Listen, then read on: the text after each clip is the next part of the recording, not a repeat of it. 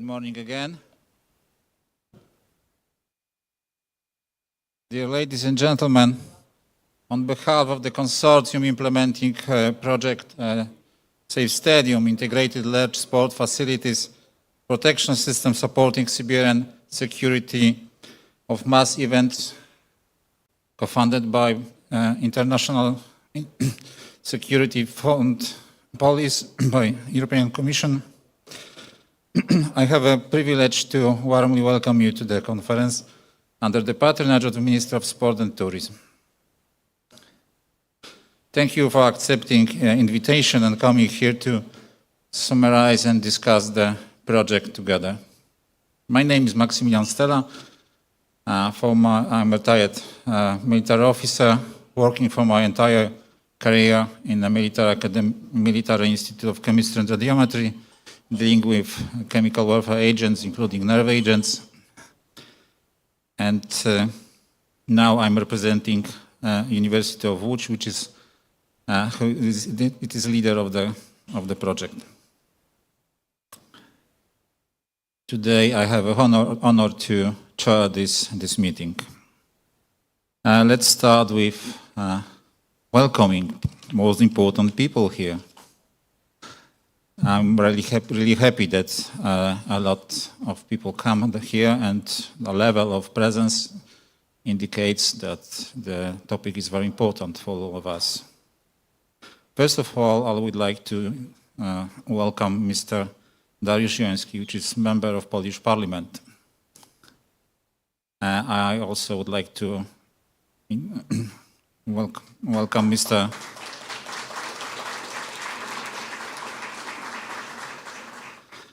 Adam Wieczorek, who is Deputy Mayor of City of Łódź.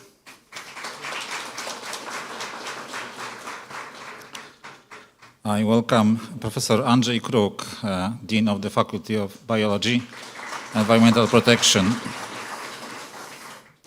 I'm happy that Valerio De Divitis from United Nations Office of Counterterrorism is with us.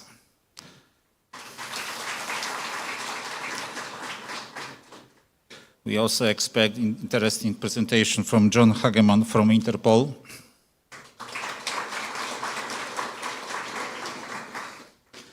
Let me welcome the director of Military Institute of Chemistry and Radiometry, my former boss, Colonel Bogusław Kot, former colonel.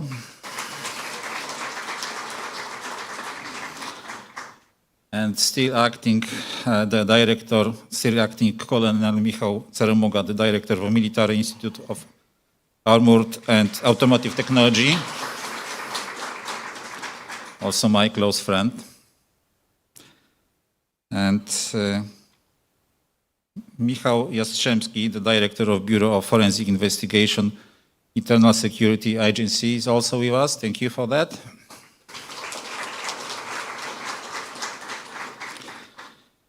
I'm also happy that Colonel Jarosław Rybka, Deputy Commander of Łódź Regional Headquarters,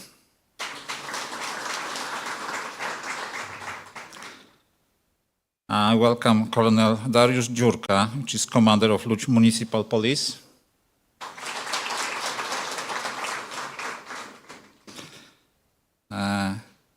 Also Colonel Robert Żółkiewski, Head of Cabinet of Commander-in-Chief of Polish Police, is with us.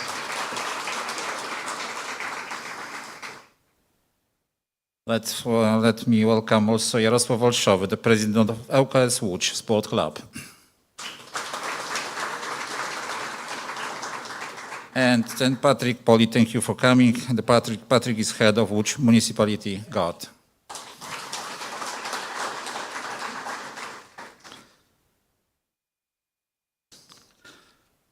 It's impossible to welcome all of you, but I'm very happy that a part of mentioned people before that with us are representatives of Ministry of Sport and Tourism, also other governmental institutions and local governments as well, representatives of universities, academia, scientific institutes, law enforcement agencies, private sector. But particularly warmly, I'd like to welcome our end users, representative of sport clubs and sport facilities operators. So thank you for that you come here. So representatives from MKS Żylina, Real Madrid, Benfica Lisboa, Lech Poznań, Widzew Łódź, ŁKS Łódź, Radomiak Radom, Sporting Club Portugal. We have also representatives from Premier League and operators of City Arena of Culture and Sport in Łódź and Polska 2012, which is operator of Polish National Stadium in Warsaw. Thank you for coming. The project is designed for you, especially for you, and we are happy that you are here.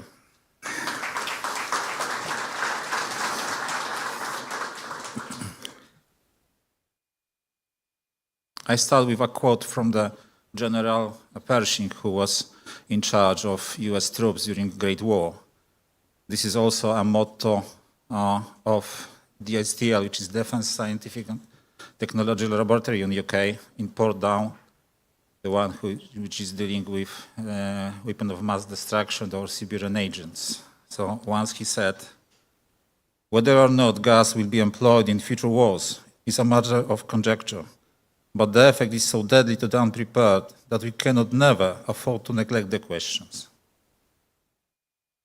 Despite many conventions prohibiting chemical and biological weapons, all armies still maintain specific units to fight against it because of trust issues. But even bigger threat comes from terrorist organizations because they never signed any convention. They are not limited by any convention. That's why we have to be prepared for this threat. I hope that after the conference, you all will share my conviction that a lot could be done without big investment. And results developed during this project could be used to enhance your citizen safety in sport facilities.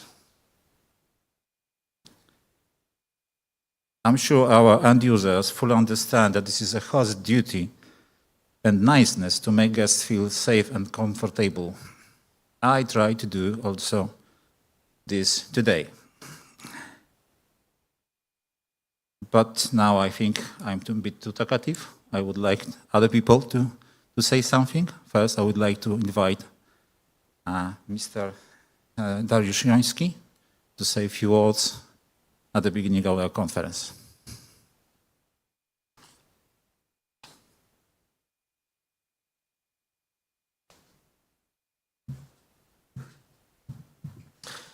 Bardzo dziękuję. Thank you very much. Ladies and gentlemen, dear guests, I would like to express, on behalf of, I believe, all Polish MPs, I want to thank you for all that you have done, the 3 years of work, experiences, recommendations that will not all go to waste. I am sure that your recommendations will be directed to the European Commission, and I am convinced that they will apply on Stadium in all of Europe. Safety and security means everything in the European Union, and therefore in the wake of the Paris Olympic Games, whatever happens inside and outside of stadiums is a matter of our life and health.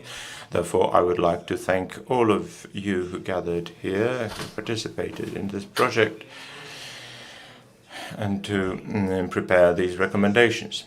In Łódź, we feel safe not only because this conference and its development have been taking place here, but also because our officers do all they can to ensure security. Yet we want all stadiums in the European Union and all sports events should be safe. Therefore, as we go to sports events, to any kinds of sports meetings, we should feel safety. This feeling of safety and security is very important. The European Union will emphasize such projects and it will invest in defense goals, because these two areas are intertwined. Someone has asked us this will all end in just a brochure being issued. Certainly not. The recommendations resulting from this work will be implemented throughout Europe, and I would like to thank you all for that.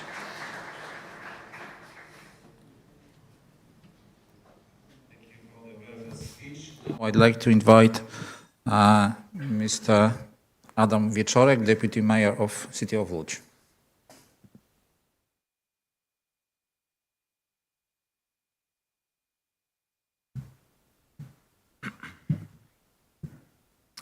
Dzień dobry, witam Państwa serdecznie.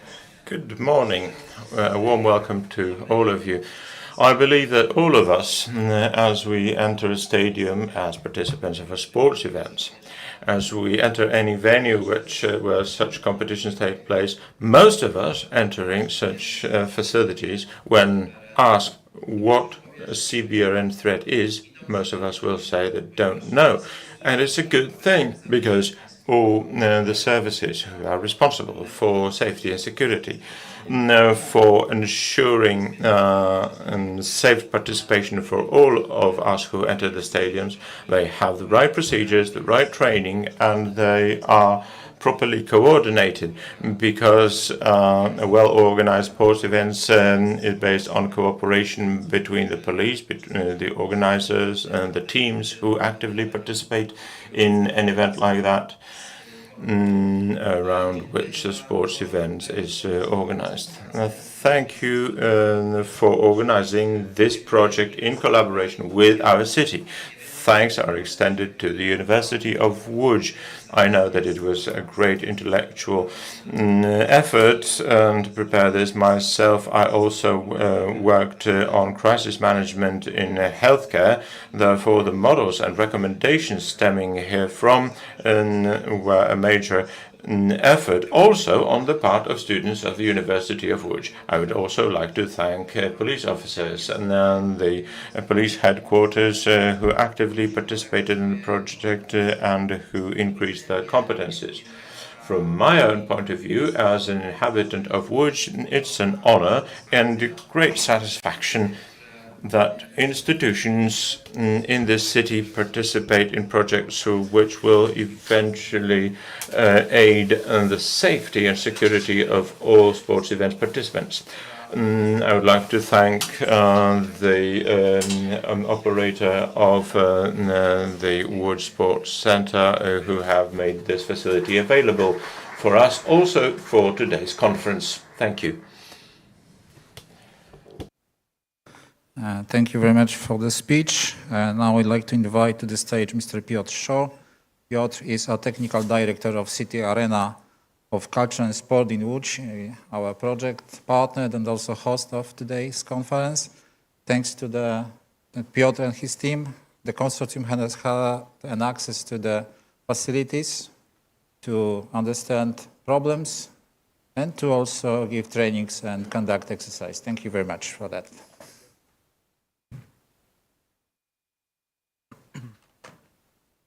Ladies and gentlemen, on behalf of the city authorities and the president of the Municipal Arena of Culture and Sports, Makis, I warmly welcome you to Łódź, a city that is becoming not only more beautiful, but also safer each passing year.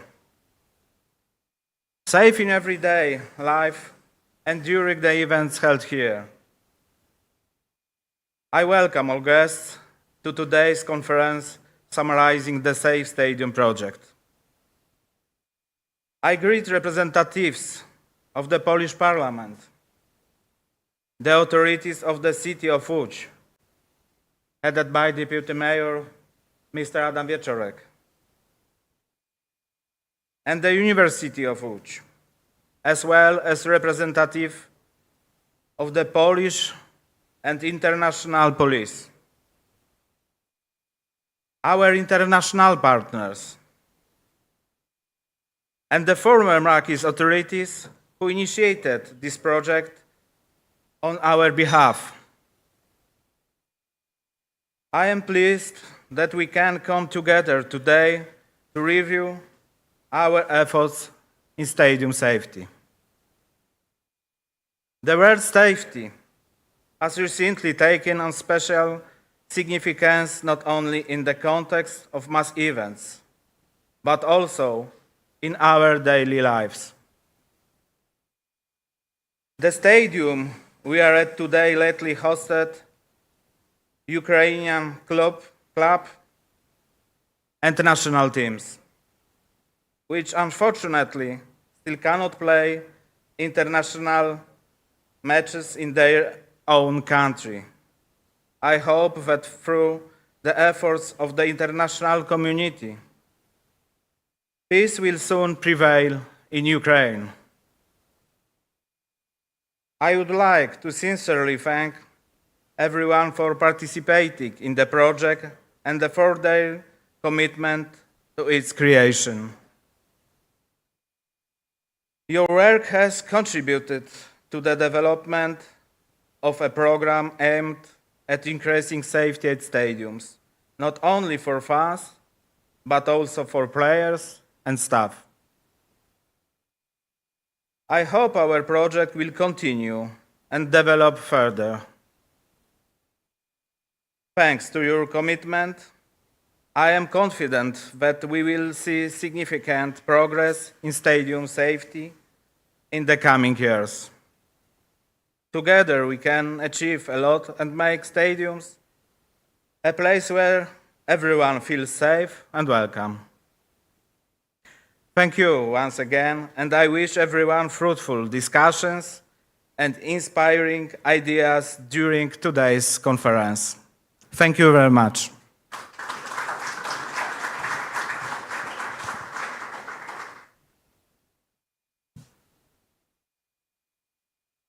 Thank you, Peter, for the presentation, for speech. Now I know that Professor Andrzej Kruk is willing to say something, so please, the stage is yours.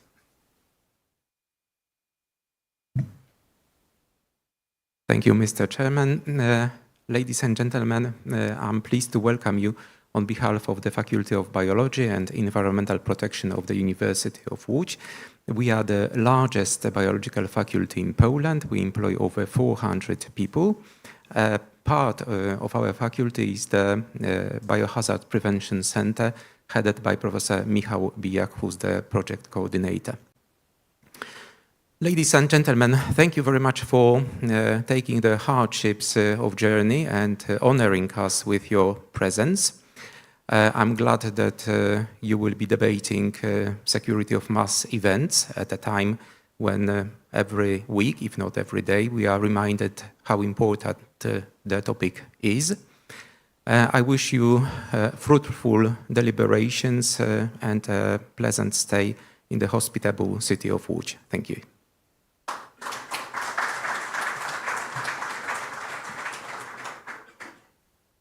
Thank you very much to all the speakers opening the conference. Now we move forward.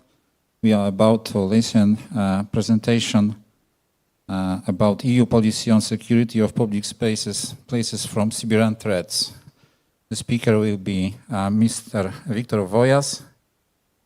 He has been working since 2013 as a policy analyst in a counter-terrorism unit of Directorate General Migration and Home Affairs of the European Commission. He is primarily responsible for CBRN matters. He is also a member of Protective Security Advisory Program. Previously, Mr. Vojas worked in the same General Directorate, as a program manager for the prevention of and fight against crime program. Victor, the stage is yours. Victor will give the presentation from his office. Thank you.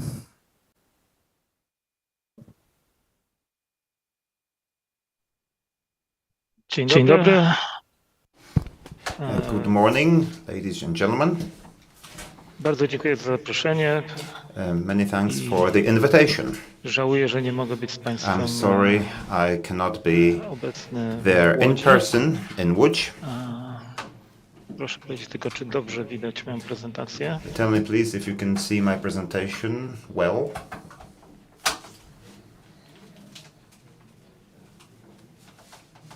Okej.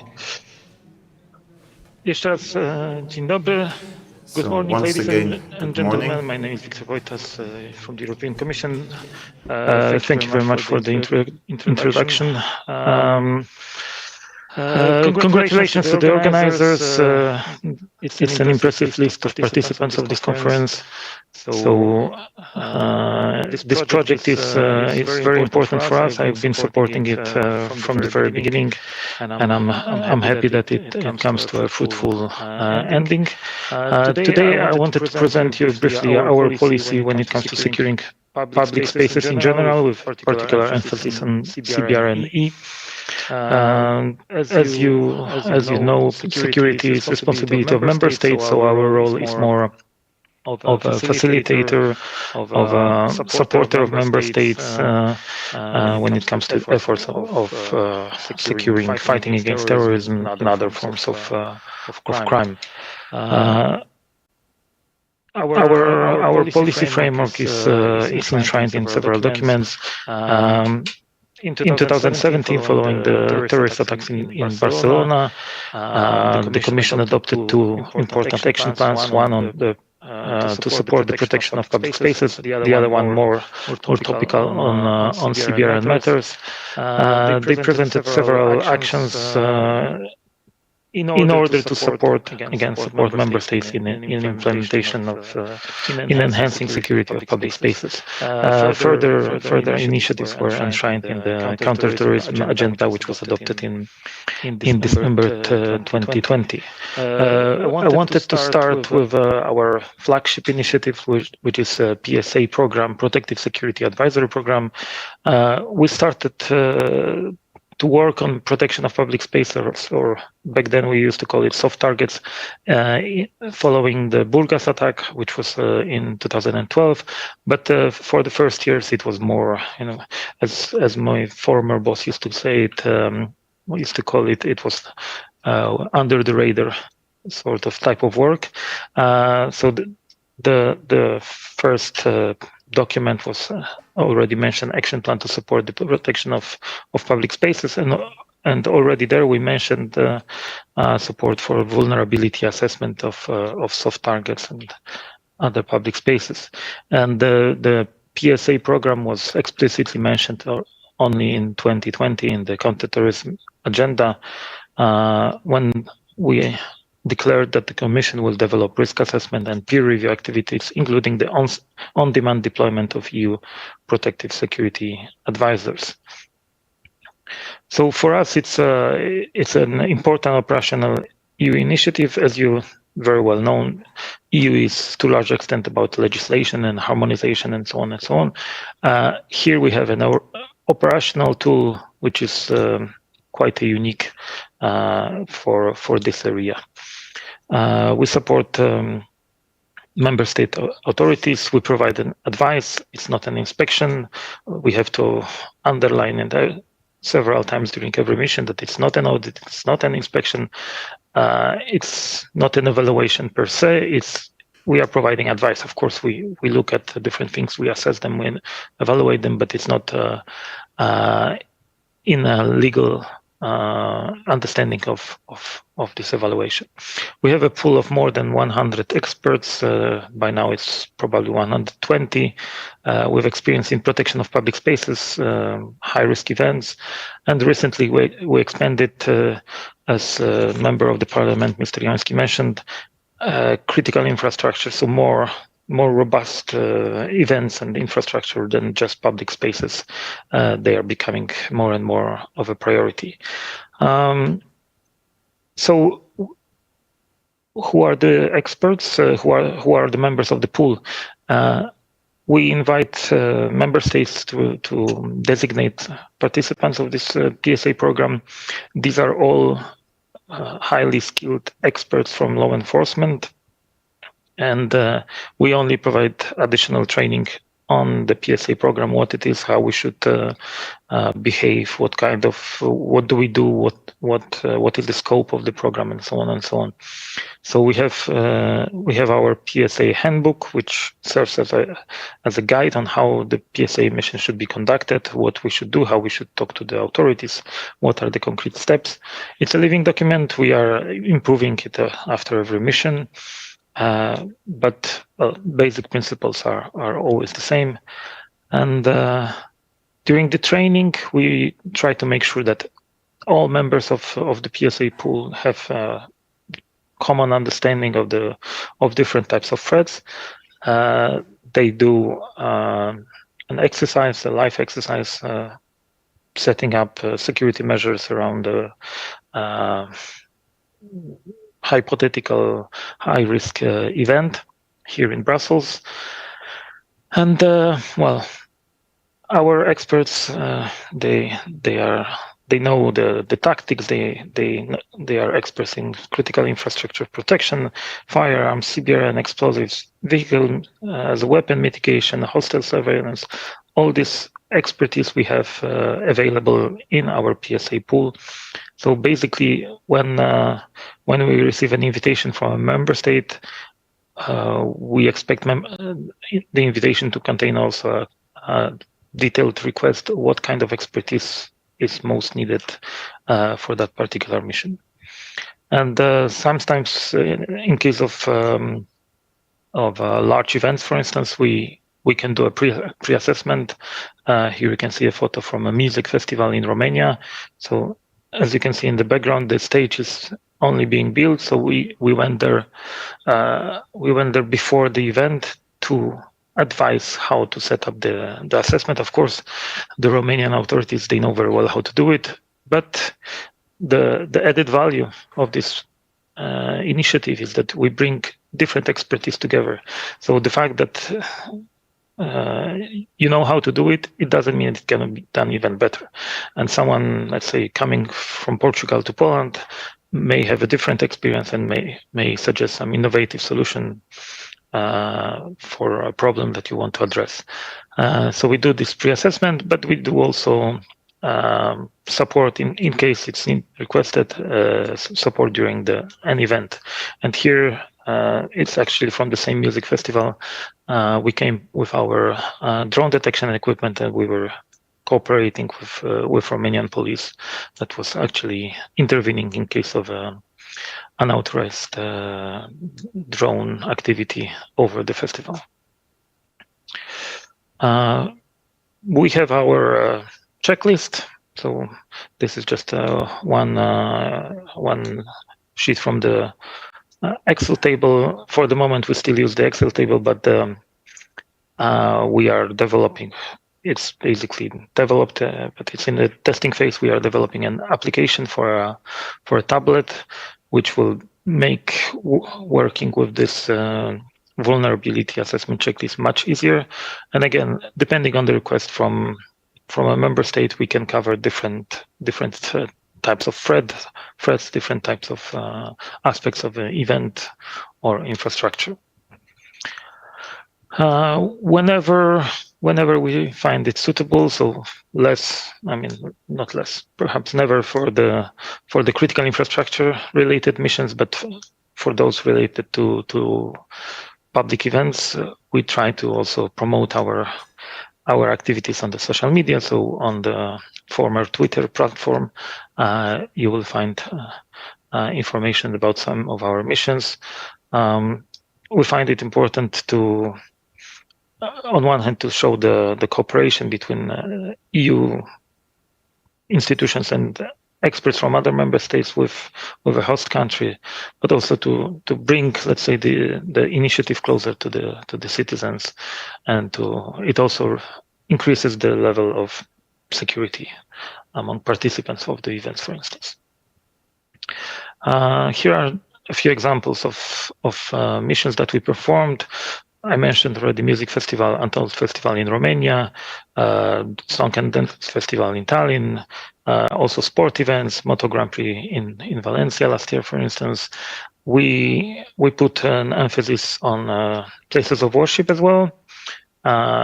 recently, especially Jewish, but also, but not only. So, for instance, last week or 2 weeks ago, my colleague was in Fatima for a large gathering over there. We do high-risk events. We have a very good cooperation with Belgian Federal Police. So EU and NATO summits in Brussels. Quite often we are invited to support, especially with CBRNE detection, but also some other events. And as I mentioned, we expand to critical infrastructures. With the recent legislation on critical entities resilience, we find it more and more important. Of course, the events also show that critical infrastructure became a target, not necessarily of terrorists, but we need to work on enhancing protective measures around those. And we did a maritime port, for instance, a water dam and airport. And yeah, this work continues and most likely will increase in the coming years. Now, a few words about CBRN-related activities. Very niche initiative, but very important in our opinion. Probably those of you who are interested in CBRN must have heard about the so-called Australia plot, where 3 individuals were trying to construct both an explosive device and improvised chemical device and put it most likely on the plane. This triggered this strand of work on high-risk chemicals and their precursors. We started to work with the experts from member states, but also in cooperation with the experts from the US, with colleagues from the US. We identified a list of substances. We looked at the availability on the market and the ease of obtaining them. This led to an impact assessment, which is an obligatory step before the preparation of legislation. So we have to look at what would be an impact of restricting access to this substances, what would be the impact on the general public, but also on the industry. And we are finalizing, we finalized the impact assessment now, well, due to the political calendar, so we are, soon we will have a European election, as you know, and we have to wait for the outcome of this election and the new commission to see if we will propose a new legislation in this area and how it will look like. 1 year from now, we should be clear about that.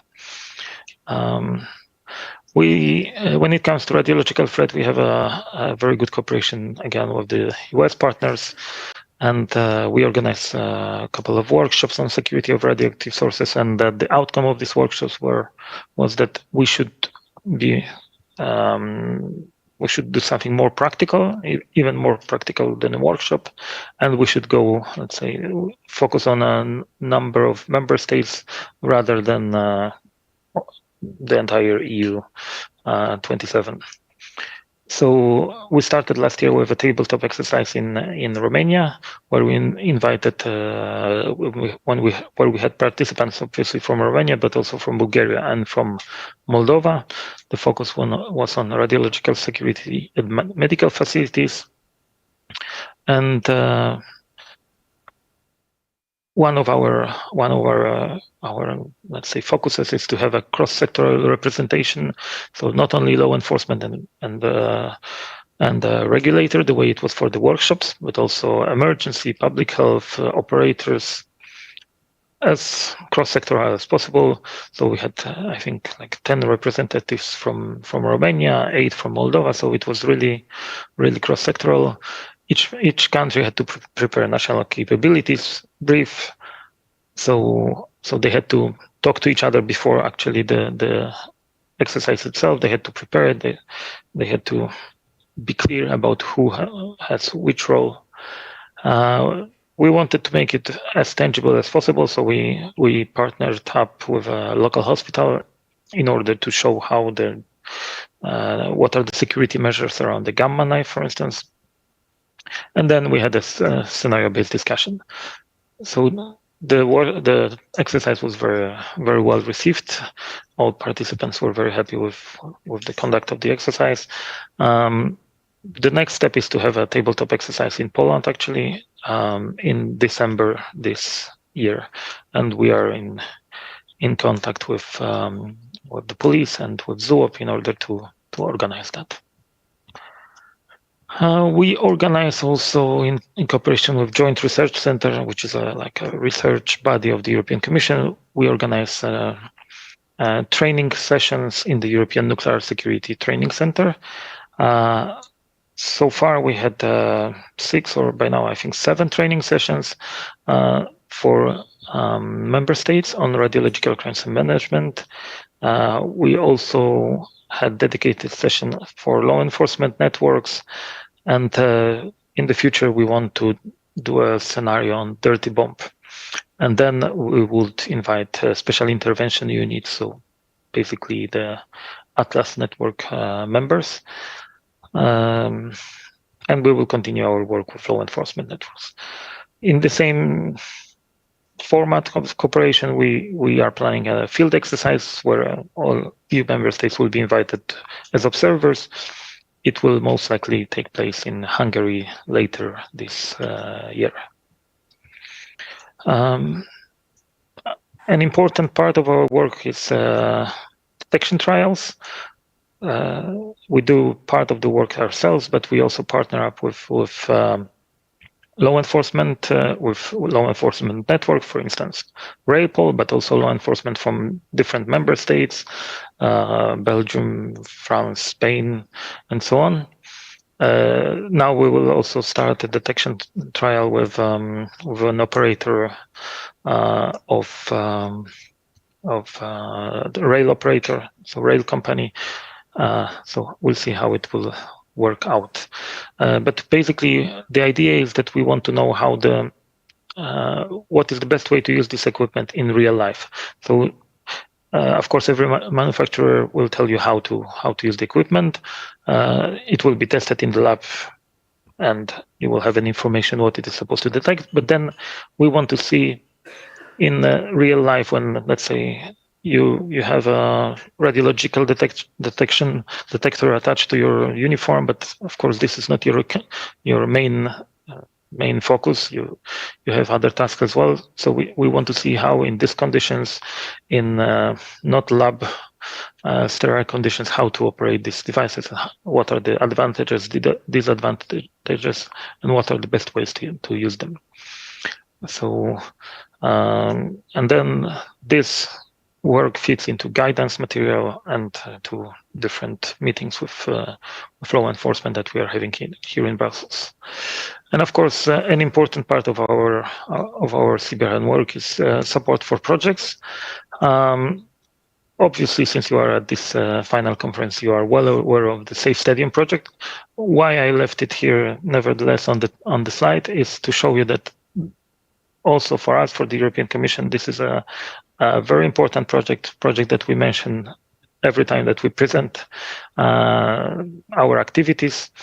So I'm really happy that it took place and that there are tangible deliverables which will be implemented in various member states and probably beyond as well. Right now we have a evaluation of the newest call for proposals, where we also hope to have a good project on CBRN in public spaces. A few words about activities in relation to Ukraine. Of course, our main focus is internal security. So some of these activities are actually for our EU member states law enforcement, but they are linked in one way or another to Ukraine. So as experience of the Balkan Wars show, what is happening there will have an impact later on what, for instance, organized crime groups are going to use in their activities. So we partnered up with the Hungarian National Police and their Central European CBRN training centers, where we where we organize dedicated trainings, both on EOD, but also we are going to have a complex CBRN exercise and dirty bomb training. What is important is that for these trainings, we invite normally countries which are members of Central European CBRN Training Center and the Ukrainians. So it's a very interesting way of sharing experience, and also we focus on countries which are, let's say, exposed to the fallout from the Ukraine war. We also organized together with Europol dedicated trainings in Tallinn.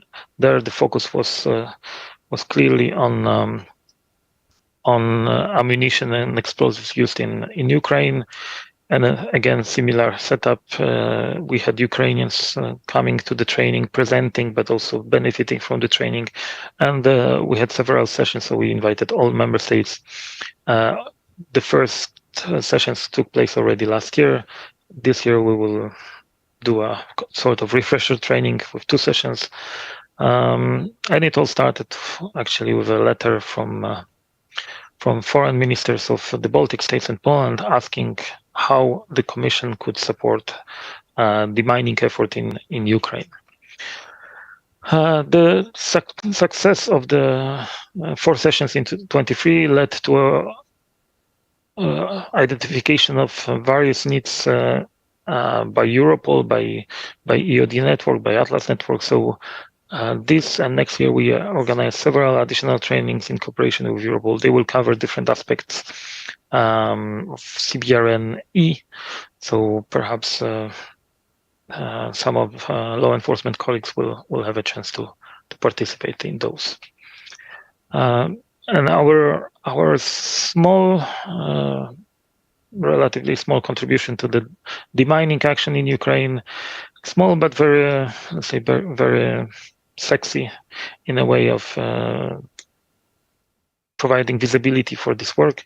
The project is to deliver 50 trained mine detection dogs to the Ukrainian authorities.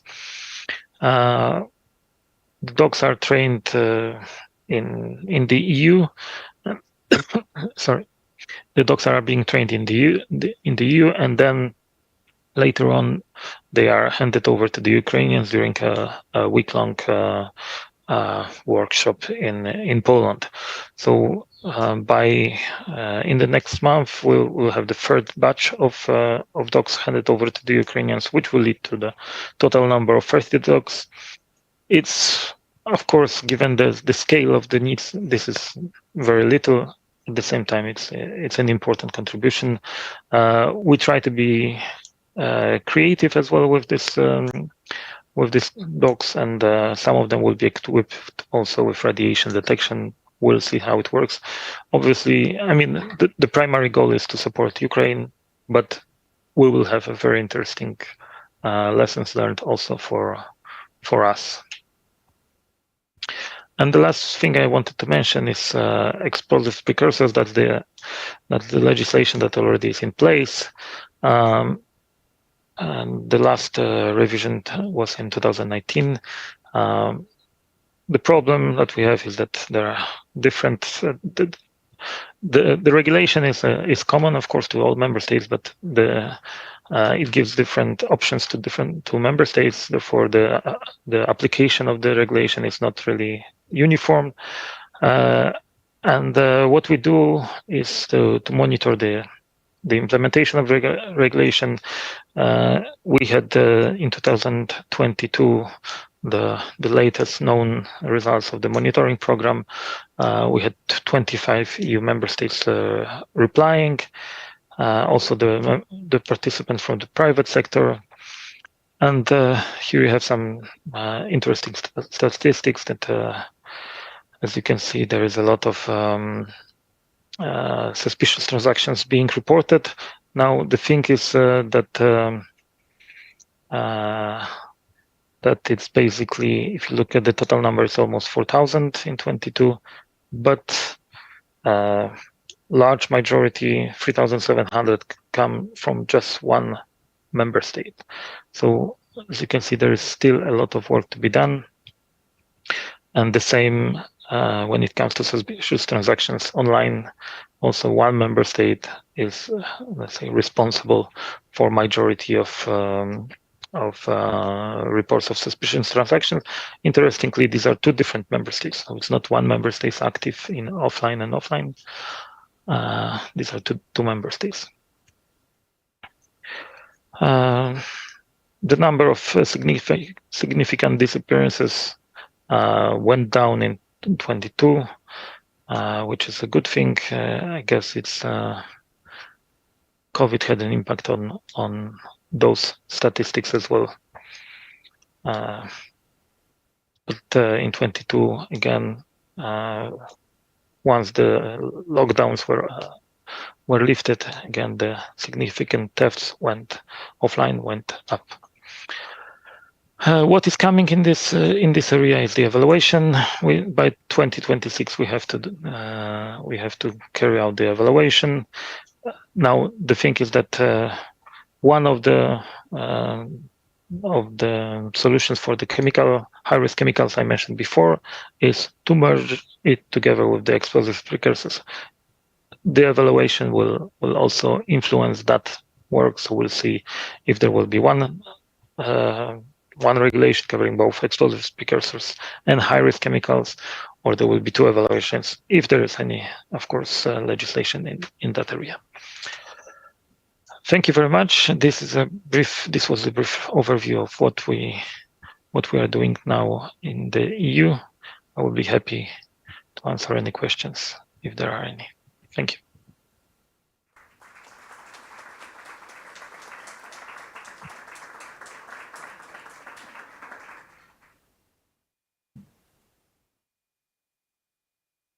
So is there any question to Victor at the moment? If not, I will say thank you for the speech. As we all see, European Commission is very active in protection EU citizens from CBRN threat. Many CBRN-oriented projects were and are financed by DG Home. And I think that Europe, our home, is safer thanks to that. So thank you again, Victor. Thank you very much. Now it's time for Professor Michał Bijak, Vice Dean of the Biology and Environmental Protection Faculty, also head of Biohazard Prevention Center, the project coordinator of many CBRN-oriented projects, including this one. Professor Bijak is well known for his works in CBRN field, not only at national level, but also EU level. And including, for instance, CBRN Mall, Hotred, Safe Stadium project, Secure project, so plenty of them. Several days ago, he also became a member of Strategic Advisory Board of Commander-in-Chief of Polish Police. So, Michał, for a long time I wanted to ask you one question, and I hope your presentation will answer to that. What the Safe Stadium project is about? The floor is yours.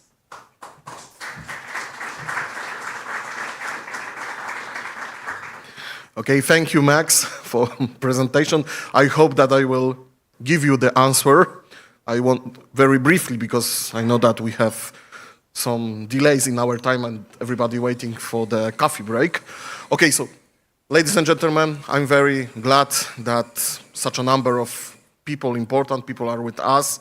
I hope that this conference, this presentation, will show you some brief information about the project, because this is only the safe introduction to the project, because each product and the work packages will be in more details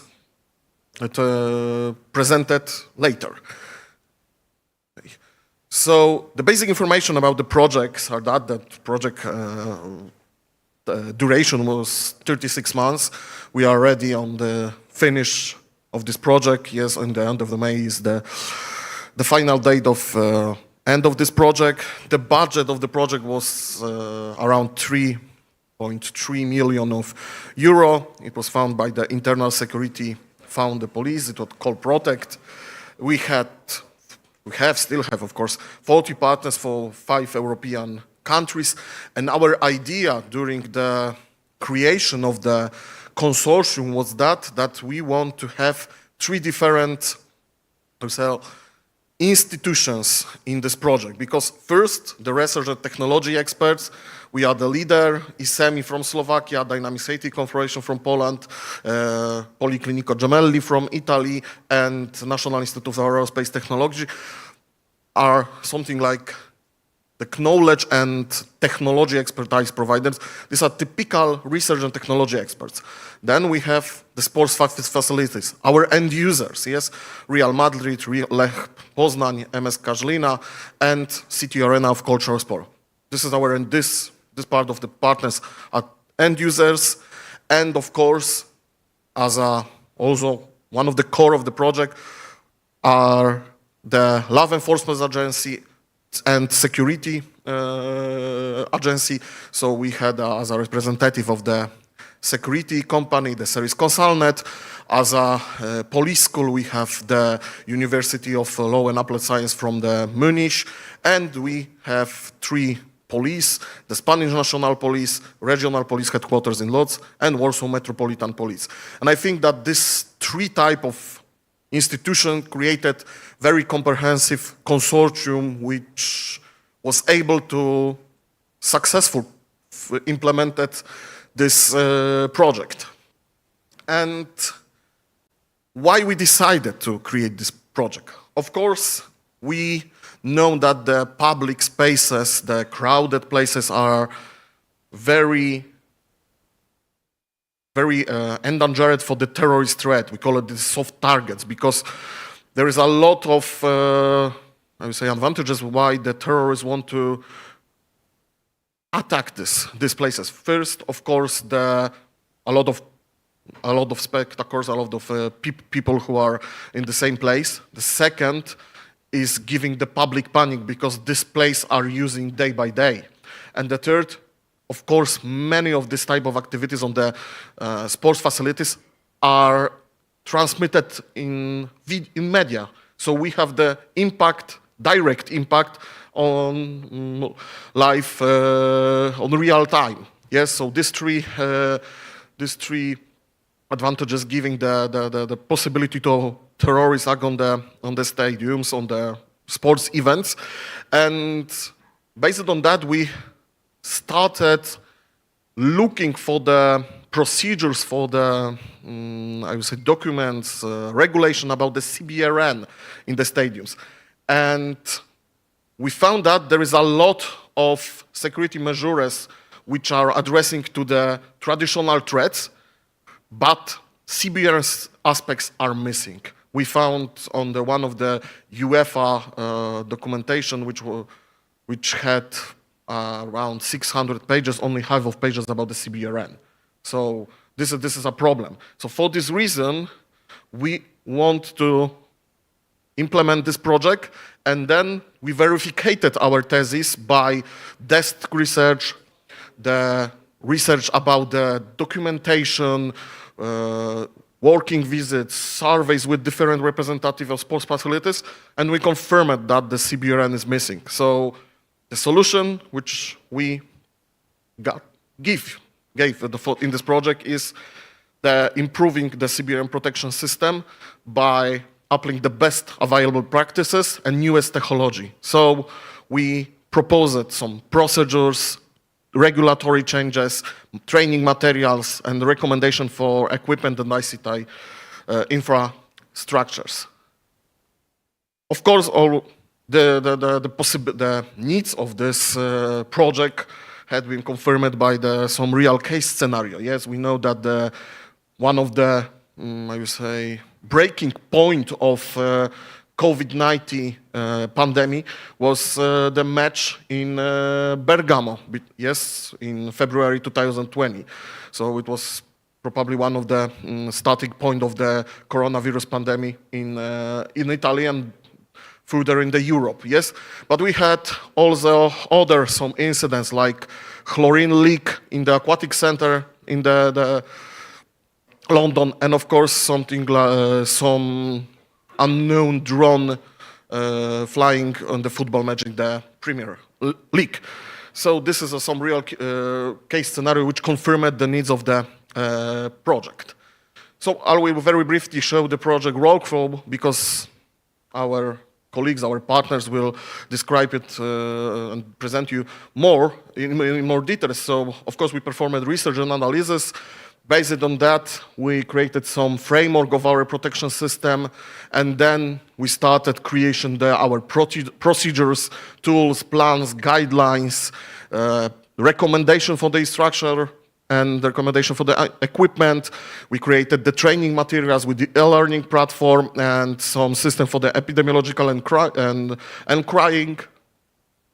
We tested this during the training and the piloting of the CBRN protection system during the large-scale exercises, which, for example, one of this was performed here on this stadium, and now we are integrating all our results and some recommendation and some feedbacks from this training and the pilots in the final version of our protection system.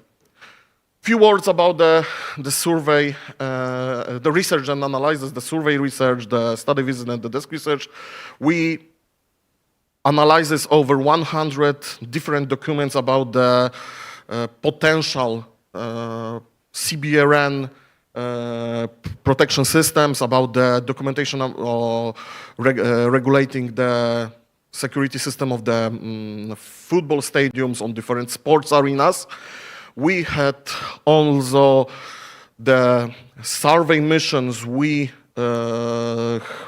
made a deep analysis in our project partners, but we also got response from the 95 different EU member state responders and additional for 14 Polish sport facilities. So we collected around 120 response during this survey analysis. And of course, we made study visits, and these study visits had the plan that we started one day before the match, because we want to look how the preparation for the match is ongoing. Then we had the match day, and we also observed the one day before when we have the recovery after the match. So there was a 3-day each study visit. We started in Poznań, in the stadium of the Lech Poznań. Then we had a visit to City Stadium in Łódź, in LKS, and in Widzew. Then MSK Žilina in Slovakia. Now, after that, we had a visit in the Atlas Arena during the event. We also had the possibility to look how the protections, how the security is looking on the Moto Arena in Orzeł, and at the end we visited the Real Madrid facility. And general conclusions, I know that Cameron from ISEMI will present this more deeply, but there is no audit tool for identification of weakness focused on CBRN risk. There is no plans, procedures, because there is not required. This is not required by the law. Nobody wants to create something which is not required by the law. The knowledge about the CBRN is also similar, like awareness is low, and the training and exercise are minimal, and the minimal level, so the level of general capability is also low. So we created the report, which contain over 30 recommendations about improving the CBRN security and safety on the stadiums. We created also some short summary, which you can download from our website. This is because the report is dedicated only for the persons who are logging on our platform and will be verified, but the short summary is available for everybody. And based on that, we created project solutions, tools, plans, guidelines, guidebooks, CBRN Med. So everything will be presented by Max, so I don't want to give more details and taking your time. Some ICT and equipment recommendation also will be presented by Javier from INTA. Training materials, I will present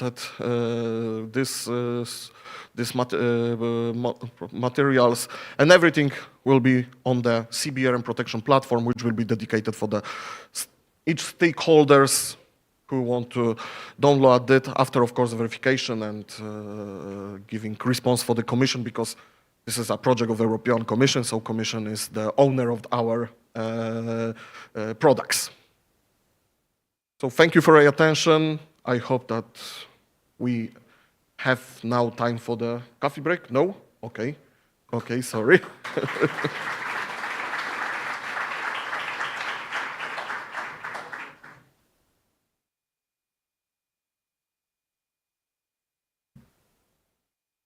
No coffee break, but not yet. So, thank you, Michał, for giving us clear information about the project. Now I think we understand a little bit better, and soon during the panel focused on results, I hope you will understood even more. For now, it's time to ask next speakers from United Nations approach to increase security during the big sports event. The presentation will be given by Mr. Valerio De Vitis and from United Nations Office of Counterterrorism and Tadeusz Barker-Mill.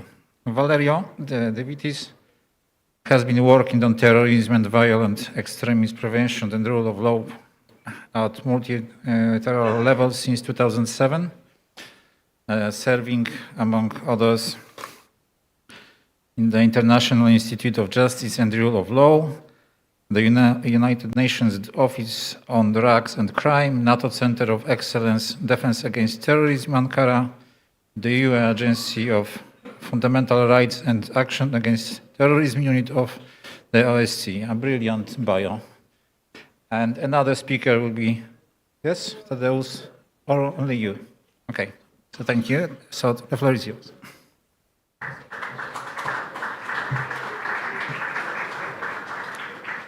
Good morning and good afternoon, actually, everyone. My name is Valerio. Thank you very much for the nice introduction.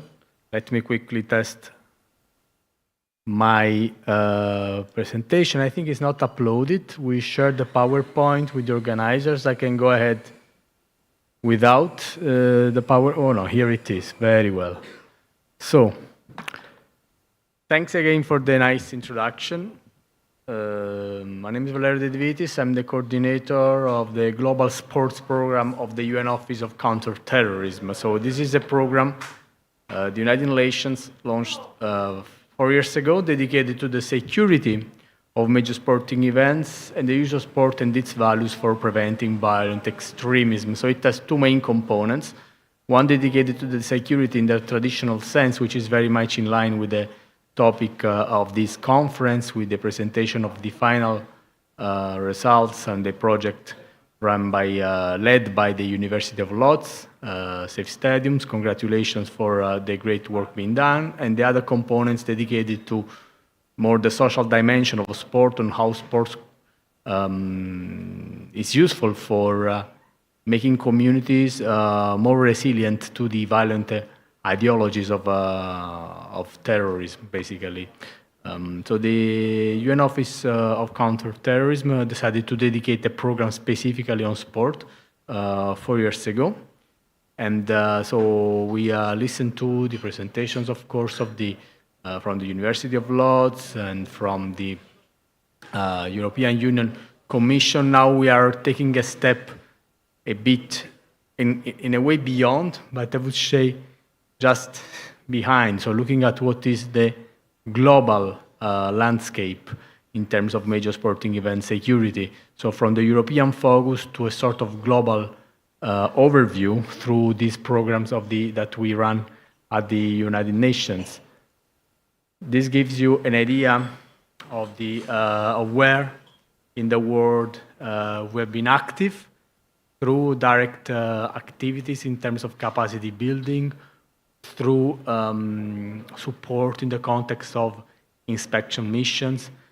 We have, for example, supported Chile in the preparation of the Pan American and Parapan Games held last year. Another example is Costa Rica, that we supported in the context of the preparation of the FIFA Sub-20 Women World Cup that was held in 2022. Other examples in other parts of the world relate to Cote d'Ivoire and Cameroon. In both cases, we supported the Confederation of African Football during the inspection, accession missions in preparation, focus on security in preparation of the African Cup of Football that were held in January 2024 and in October 2022. Other countries where we worked include, for example, Maldives. Maldives was candidate to host the Swimming Olympics last year, and in preparation of its candidacy, we conducted some briefings and capacity building activities for the Maldives government. In Indonesia, for example, we were invited by the FIFA to observe the security measures in place in the context of the Sub-17 FIFA World Cup that was held in November 2023. Other areas, other countries where we worked relate to our work in support of local communities, in support of civil society organizations to use sport, to make sure that sport is leveraged for preventing violent extremism, especially at local level, but also at national level. We worked with civil society organizations, we work with local sports federations, actors on the ground. In Democratic Republic of Congo, we, for example, work together with Intercampus, which is a foundation established by Inter Milan Football Club in support of vulnerable children in the areas of Lumumbashi, in the Democratic Republic of Congo. So this is another example. I could go through the several. There are also here indicated areas of the globe where we just had the opportunity to brief audiences and to introduce our program, as for example in France, as for example in Uganda, where my colleague Thaddeus present here today.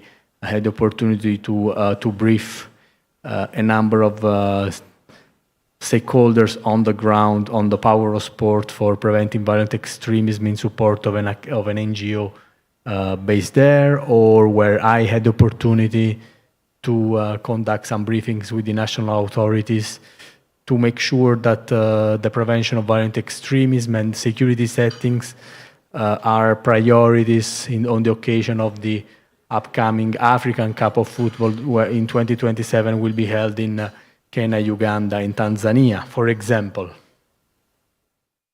So we will have to add lots to this map after this conference.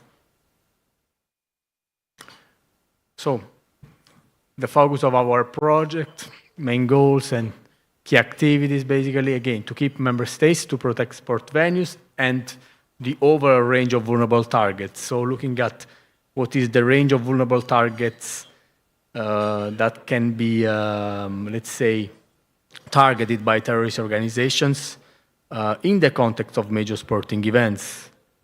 We had a recent example where, for example, in Brussels, on the occasion of the match between Sweden and Belgium, some tourists, fans from Sweden were killed by some violent individuals in the center of Brussels in a public area. So looking at what are the vulnerabilities beyond the sport venue as such, beyond the safety and security systems and procedures in place in the context of a major sporting event. That can be a particular stadium, that can be beyond, can involve also larger and broader areas. If you think, for example, at cyclism or at cycling, or other competitions that may involve a broader geographic areas security when they take place.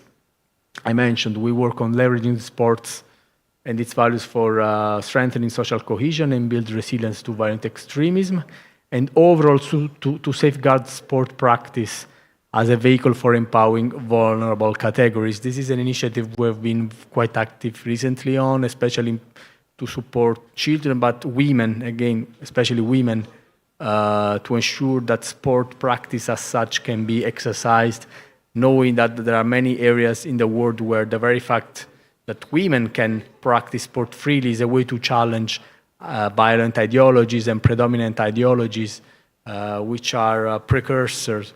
We spoke about precursors. In this case, these ideologies can be precursors to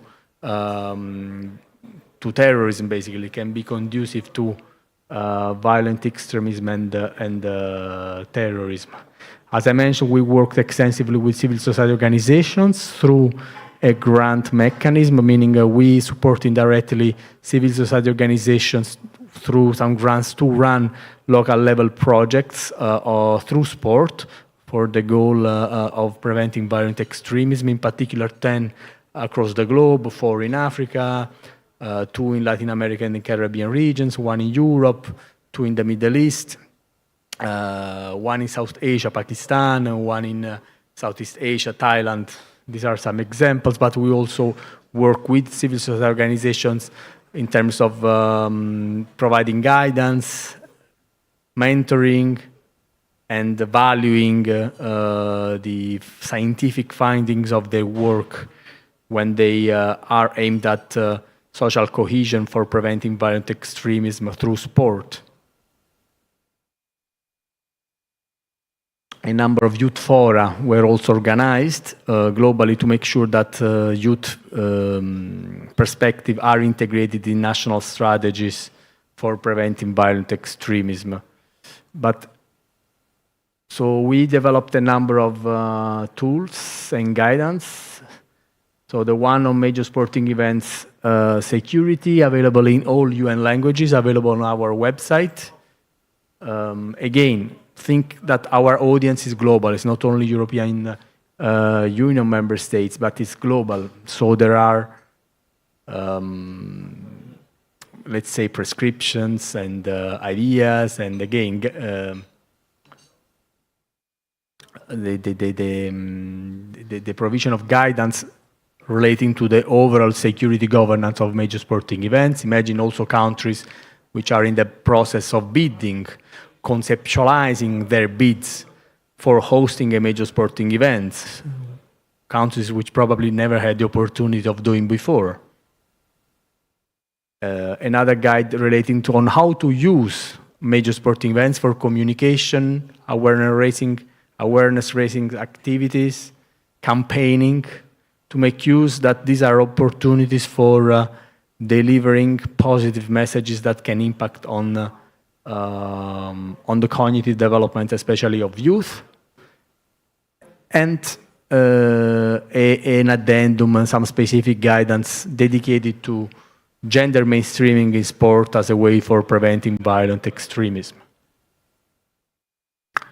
Looking at the international framework, of course, the 8th review of the UN Global Counter-Terrorism Strategy refers to major sporting events security as one of the priorities in the context of the overall protection of vulnerable targets by the international community. So the review of the CT strategy adopted in 2023 by the UN General Assembly calls on and urges member states to set up strong mechanisms in support of major sporting events security. UN Security Council through the 2341 resolutions, but let me also stress the Council of Europe Saint-Denis Convention.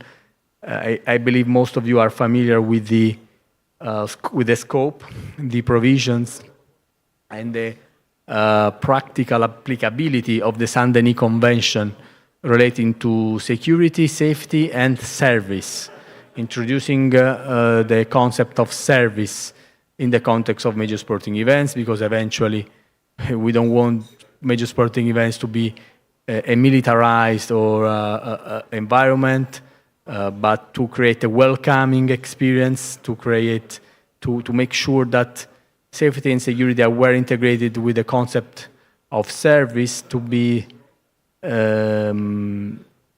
a place, an experience basically for fans, spectators, tourists to enjoy and not to be concerned excessively about their safety and security.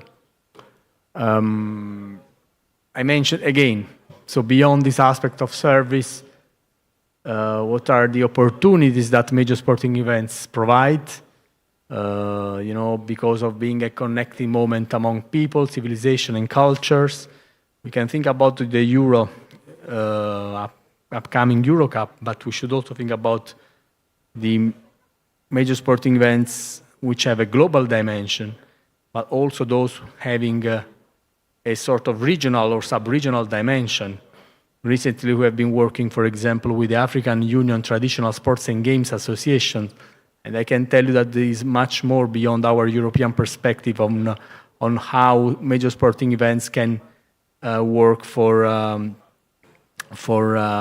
again, connecting different cultures and for letting local cultures be a vehicle of positive identity development. Because of the values of sport and because of the particular skills that sport values and the practice of sport can foster, can help an individual, any individual to foster. If we think about tolerance, if we think about team building, if you think about how sport make an individual more committed, for example, to fairness, and so on and so forth. We in our guides, we also stress about the economic and social legacy of major sporting events, of course, and the impact they have on infrastructures, developments in host cities or host countries. Why we dedicated the program at UNOCT to sport? Because of a number of times, of incidents, of terrorist attacks carried out against sport for targeting what sport represents. Sport is a good of humanity, of course, and also because it provides visibility. So this is why major sporting events are particularly attractive for terrorist organizations. We have a list from 1972 in Munich until the example I mentioned in Brussels a few months ago. And if we think about what happened in Paris in 2015, the sort of domino effect, attack not succeeded because of the very strong safety and security measures in place around Stade de France during the friendly match between Germany and France. However, this impacted other areas, other vulnerable targets, public areas, if you remember. So this demonstrates why major vulnerable targets on the occasion of major sporting events, they have to look at in their entirety. We worked with a number of actors, stakeholders, relevant organizations globally. Of course, UEFA, Council of Europe, those who you are most familiar with, but I want to emphasize the African Games. We work closely, for example, with the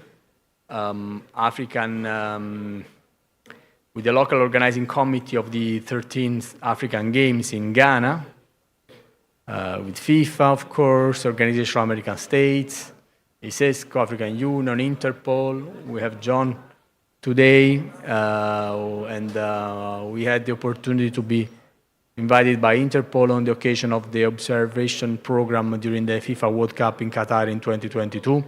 We work with ASEAN on for organizing regional level fora in Southeast Asia, for example. We have a network of over 2,000 practitioners and experts, and member states represented in our network are 130 through a national focal points network. Most of the European Union member states are represented. Of course, we have Poland. This explains the nature of our national focal points network, mainly ministries of social affairs, physical education and sport. They are nominated for the PVE, Prevention of Violent Extremism component of our program. But when we look at the security component of our program, the one dedicated to the security of major sporting events, we have representatives from intelligence, internal affairs, ministries of interior, public safety agencies nominating their experts in our network to represent their countries vis-à-vis our program activities. This is a campaign more than a game. I don't know if we have time to play this video. Is there any chance to play the video? I'm asking our technicians. So we implemented a campaign that we started in the context of the FIFA World Cup in Doha on sport values, which generated millions and millions of impressions globally, spearheaded by Nadia Nadim, an Afghan refugee, who eventually became a very important female football player in Europe, in Denmark in particular. And we named this campaign More Than a Game because, again, we think that sport is much more than a game because of the values it brings, the skills it can help foster, but also if we look at the strong economic and let's say infrastructural legacy of major sporting events. So that's why we named the campaign More Than a Game. I understand it's not possible to play the video, but I welcome and all of you to look on our website, UNO Office of Counterterrorism Sport Program, and to watch the videos of our campaign, More Than a Game. Thinking about the future, we would like to continue along these lines, but we are also conceptualizing new activities. We are conceptualizing, for example, a curriculum for coaches and educators on sport for preventing violent extremism, on something to be not addressing policymakers, but to be to look more at the role of coaches and educators to run specific exercises, specific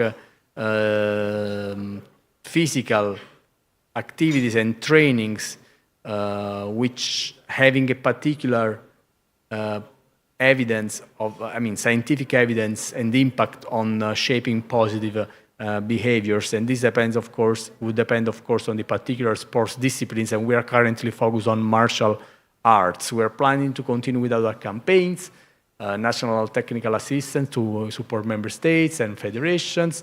Next week, we will be in Riyadh. There will be also Michael from the University of Lodz among our experts contributing to this activity that we are organizing with NAUS. NAUS is the academic branch of the Ministries of Interior of the Arab member states, the 22 Arab member states within the League of Arab States framework. So we will be in Riyadh.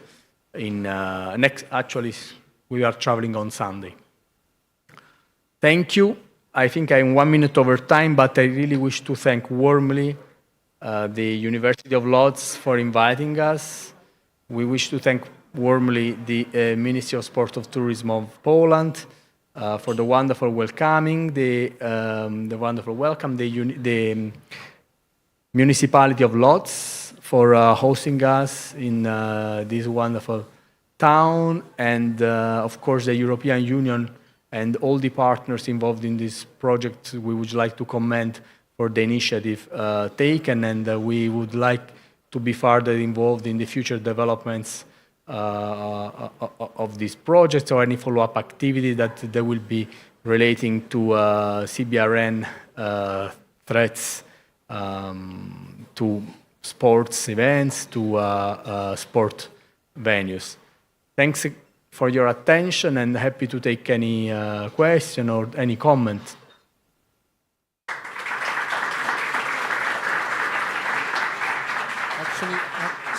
Actually, I have one question.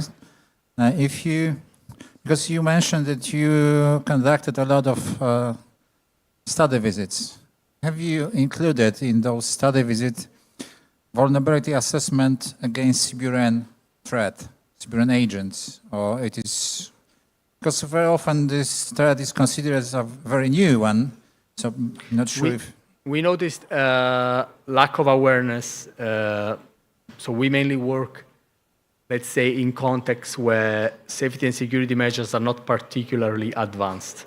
So concerning CBRN, measures against CBRN threats and measures against the use of drones for, let's say, the malicious for malicious purposes, we notice huge weaknesses, let's say, in particular in some continent. I would like not to mention specifically, but particular in the context of some continental level competition. So I'm not talking about the FIFA World Cup, of course not, but in the context of some continental level sport tournaments, competitions, we know the lack of awareness. Therefore, and thanks, this gives me the opportunity to build on your question. Actually, I should have mentioned earlier, any particular experience as the one of this integrated safety project and findings we would like to promote globally. We would like to make sure that knowledge is shared, and we have also a platform dedicated to this, connecting all the 2,000 experts I mentioned earlier.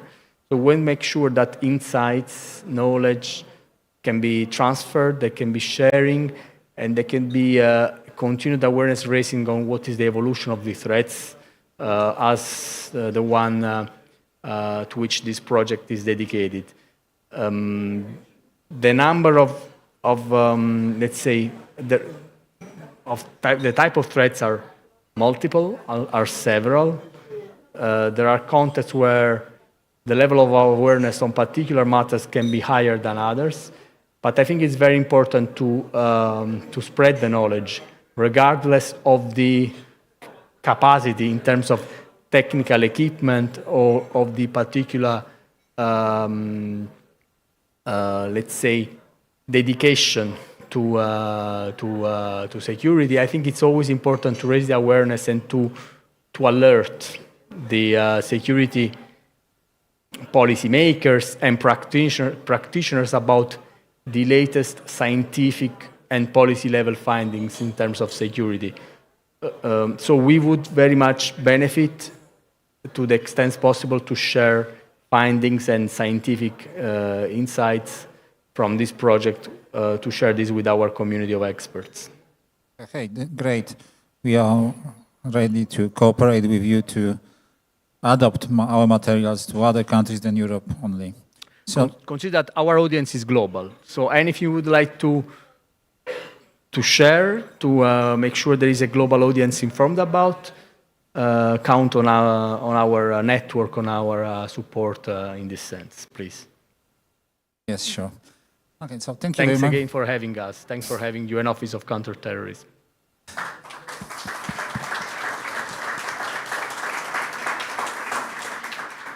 Okay, I think we have to digest those information provided within the first part of the conference together with coffee. It's coffee time now. We are a little bit late, so if you don't mind, let's reunite in 15 minutes time, not 20. So it means 1:05. It will be great if you come, okay? Thank you.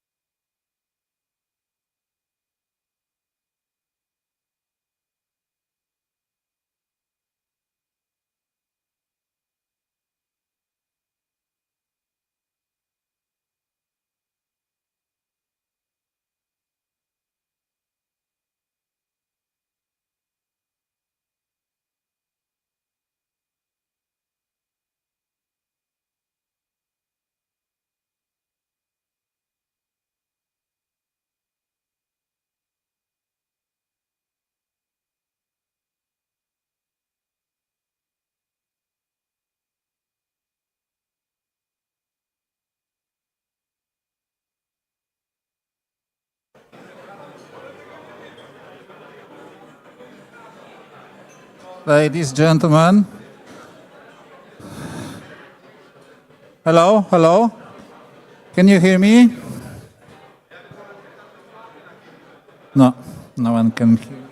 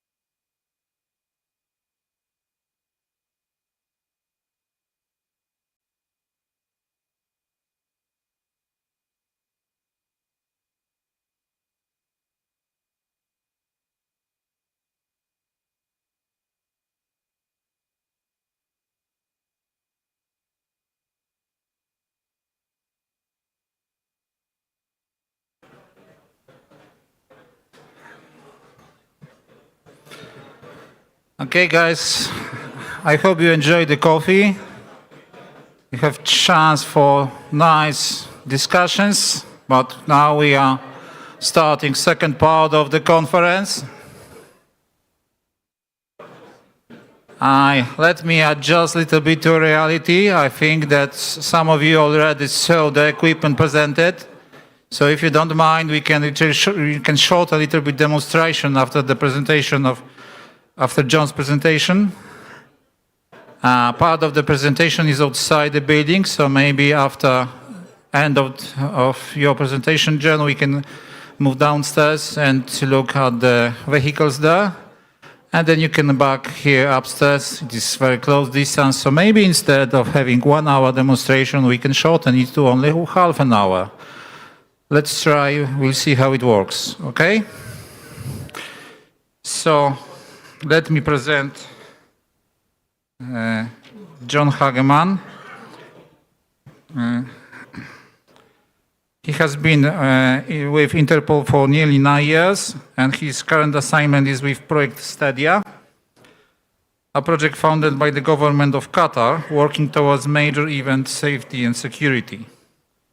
Prior to his arrival at Interpol, John worked with the United States Department of Justice, and in that capacity, he has worked for major event security issues dating back to the 2002 Winter Olympics in Salt Lake City, as well American football's Super Bowl and numerous other sporting and political events.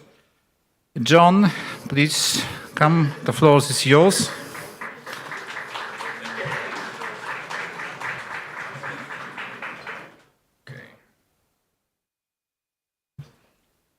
Good afternoon, everyone. As just announced, my name is John Hegman. I'm a specialized officer with Interpol's Project Stadia. Before I begin, I would like to thank all those involved with the Safe Stadium project and congratulate you on your conclusion to the project. Congratulations to the University of Łódź and all of their participants. So just briefly, Interpol is the largest international police organization in the world. It covers 196 member countries. There is a headquarters in each of the member countries, known as our National Central Bureau.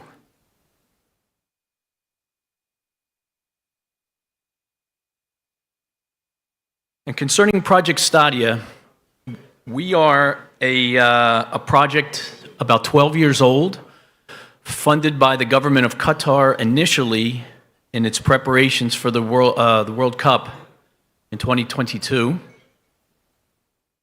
The mandate for Stadia was to create a center of excellence for our member countries when hosting major international events, including sporting events.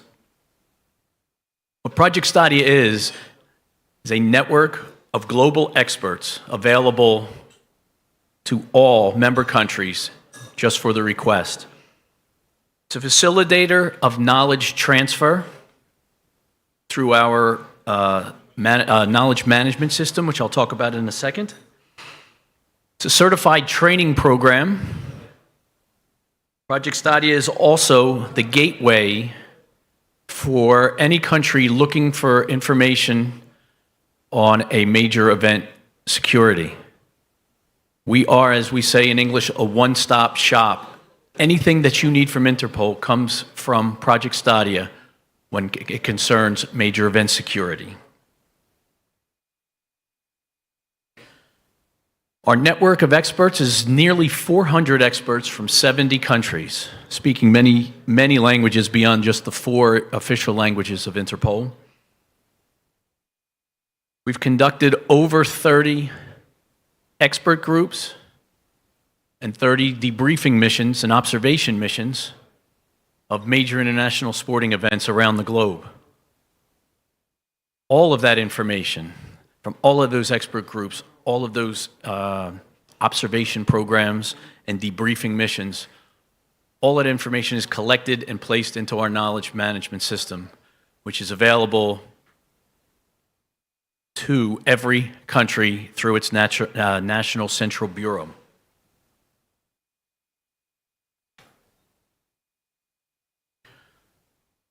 Oops, I'm sorry, did we go up?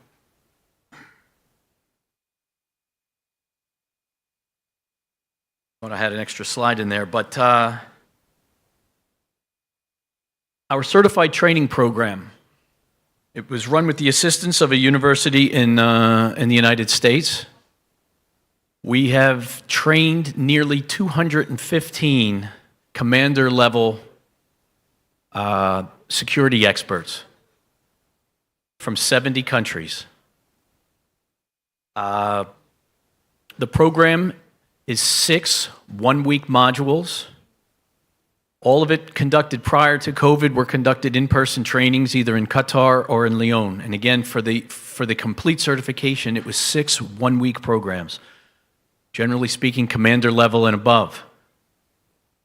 And prior to the World Cup, because of the project being funded by Qatar, we were able to train 42 officials from that country in preparation for the World Cup and now the many events that are going on after that in that country. Yeah, there is a somehow or other a slide seems to be missing in here, but it was concerning our knowledge management system. The Stadia knowledge management system is known as the SKMS. Again, it is available to all of our national central bureaus. So contact with any local police department, any national police department through the National Central Bureau in your capital is how you would access the information in the knowledge management system. Again, all of the information that we have collected concerning even down to the presentations from every one of the expert groups. We often listen to the countries as to what it is they need, and our expert groups are then formed around those topics with anywhere from 5 to 10 experts participating through the course of the week, discussing many of the topics that are suggested by our member countries. And then often, not often, always, that information is pushed back to the countries that have requested it, and also anybody who searches in our management system. So Project Stadia is quite an operational project geared towards law enforcement. Our SKMS target audience is primarily law enforcement, but it also includes some members from the private sector, namely organizers of major sporting events and other major events, as well as academics contributing to the project. When I had mentioned at the beginning of the presentation that Stadia is the gateway to all the services that Interpol offers when it comes to major event security, it is done through something we call the Joint Task Force. The Joint Task Force is assembled within the Interpol building, which is headquartered in Lyon, France, and we also have offices, again, in many regions of the world.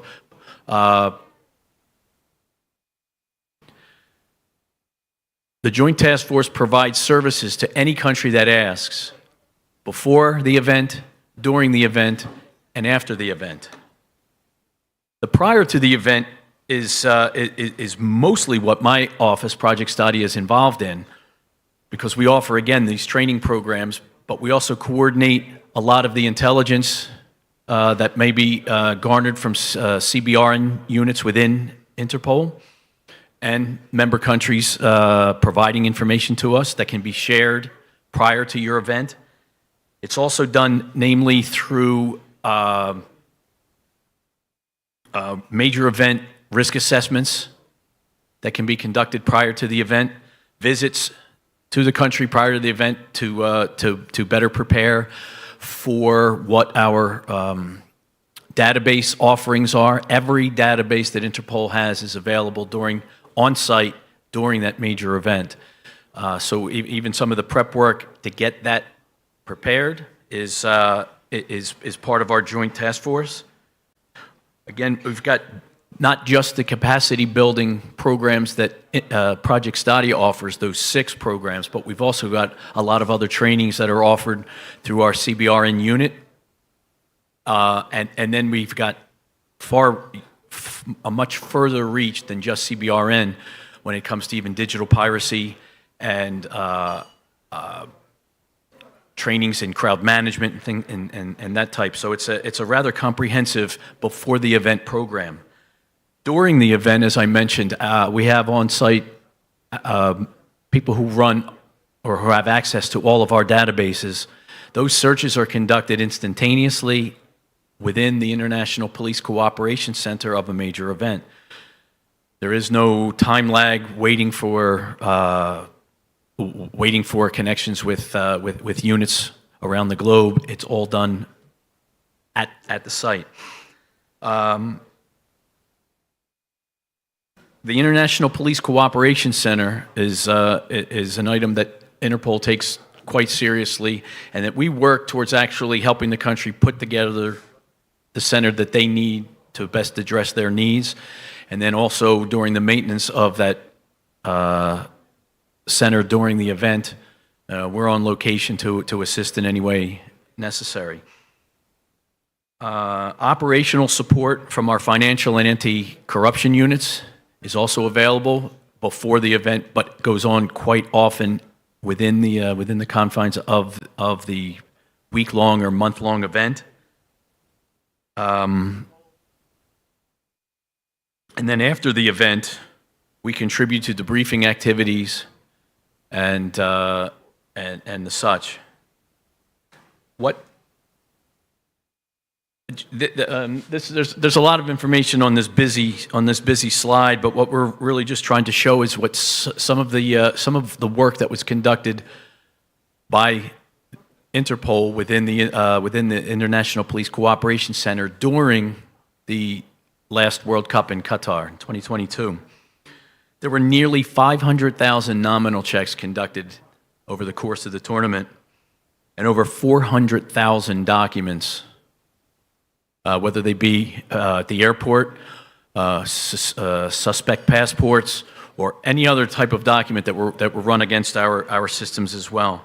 There were 1.3 million individuals checked in the Interpol systems. During the event, there were 35 reports generated concerning cybercrime and cybersecurity. So the activity that Project Stadia does, even though I said a lot of our work is done prior to an event, helping a host country prepare its services for the security of the event, our joint task force, which comes through Project Stadia, contributes all of this added value during the course of the event. And even most recently, earlier this year in February, in Qatar was the Asian Football Cup, in which some of those same numbers were matched or close to it, because that was a month-long tournament as well.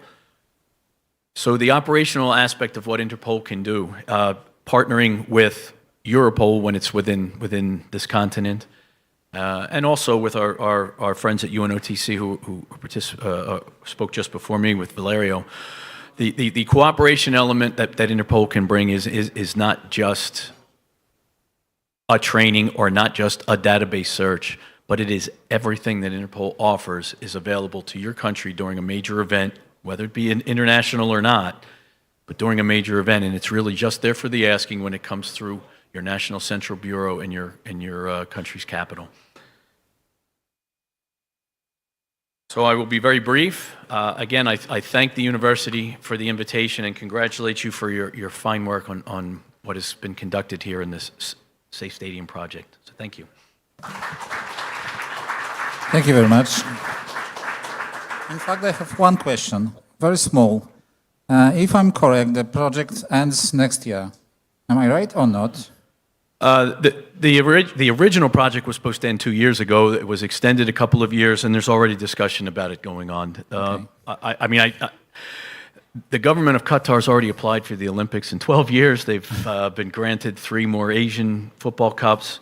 That's not to suggest that that's where the project funding may come from, but it's just that where our funders are from are quite busy, and there is quite a bit of work to be done on our end.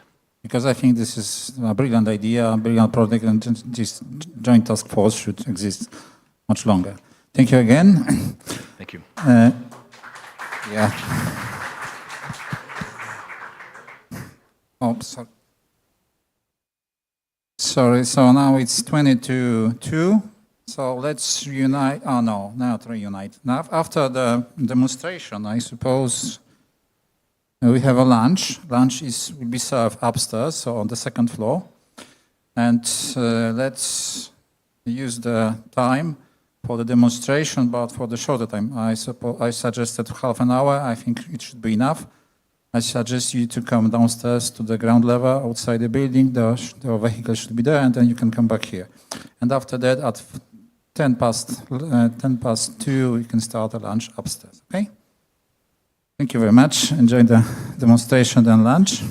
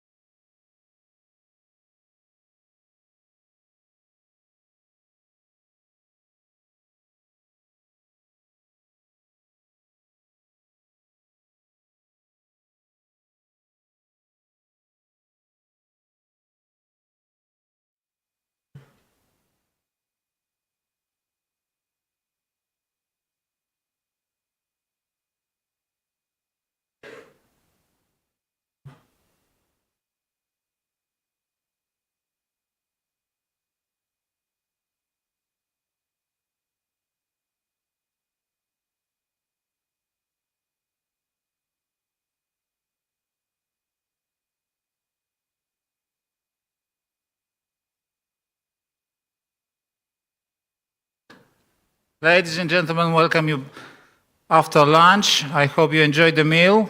And now it's another part of the conference. It will be a bit different than previous part.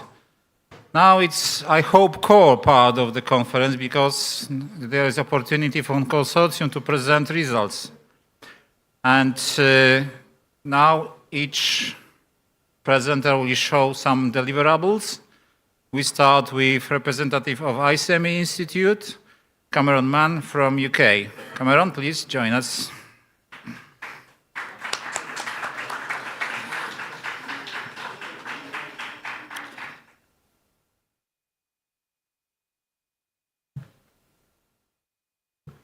Well, good afternoon, everybody. I'm Cameron Mann from the UK. I'm representing ICME. My colleague Luboš Trudic apologises that he couldn't be here and sends his greetings to everyone. And I get to take some credit for his work and explain to you what our role was, but it just really represents all the hard work of all the partners that worked on this particular work package of research and analysis. I think I might be missing some slides.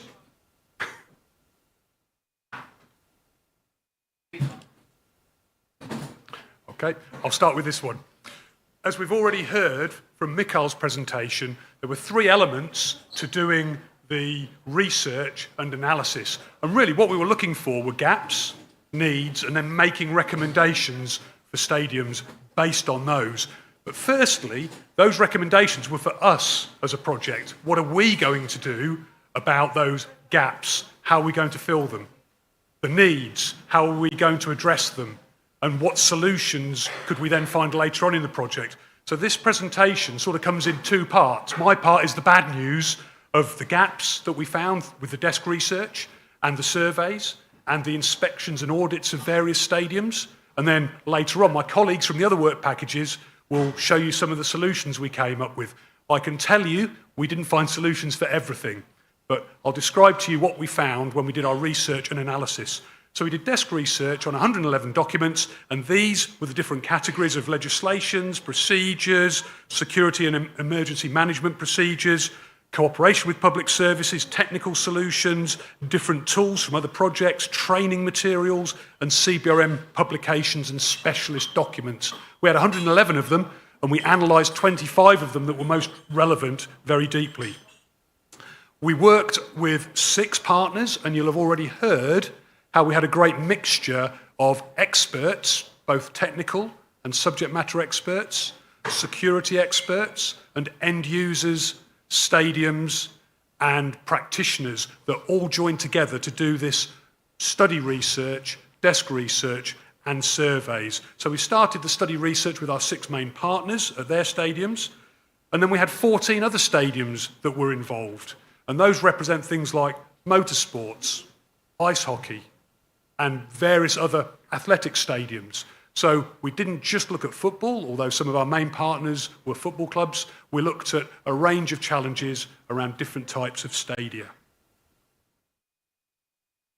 We also tried to identify what were the main scenarios and CBRN threats. And although I'm jumping forward to another work package, I've put this in because you'll have already seen from Victor's presentation early today that there's a highly sort of complex vulnerability assessment that's been developed for stadiums that's excellent, but it's very complex, lengthy, and difficult to use. So we felt that needs simplification, so we worked on that to try and match what are the threats and the scenarios, how do you understand the likelihoods and the consequences, and make some kind of vulnerability assessment for yourselves at stadiums. So this was quite an important part of the work we did too.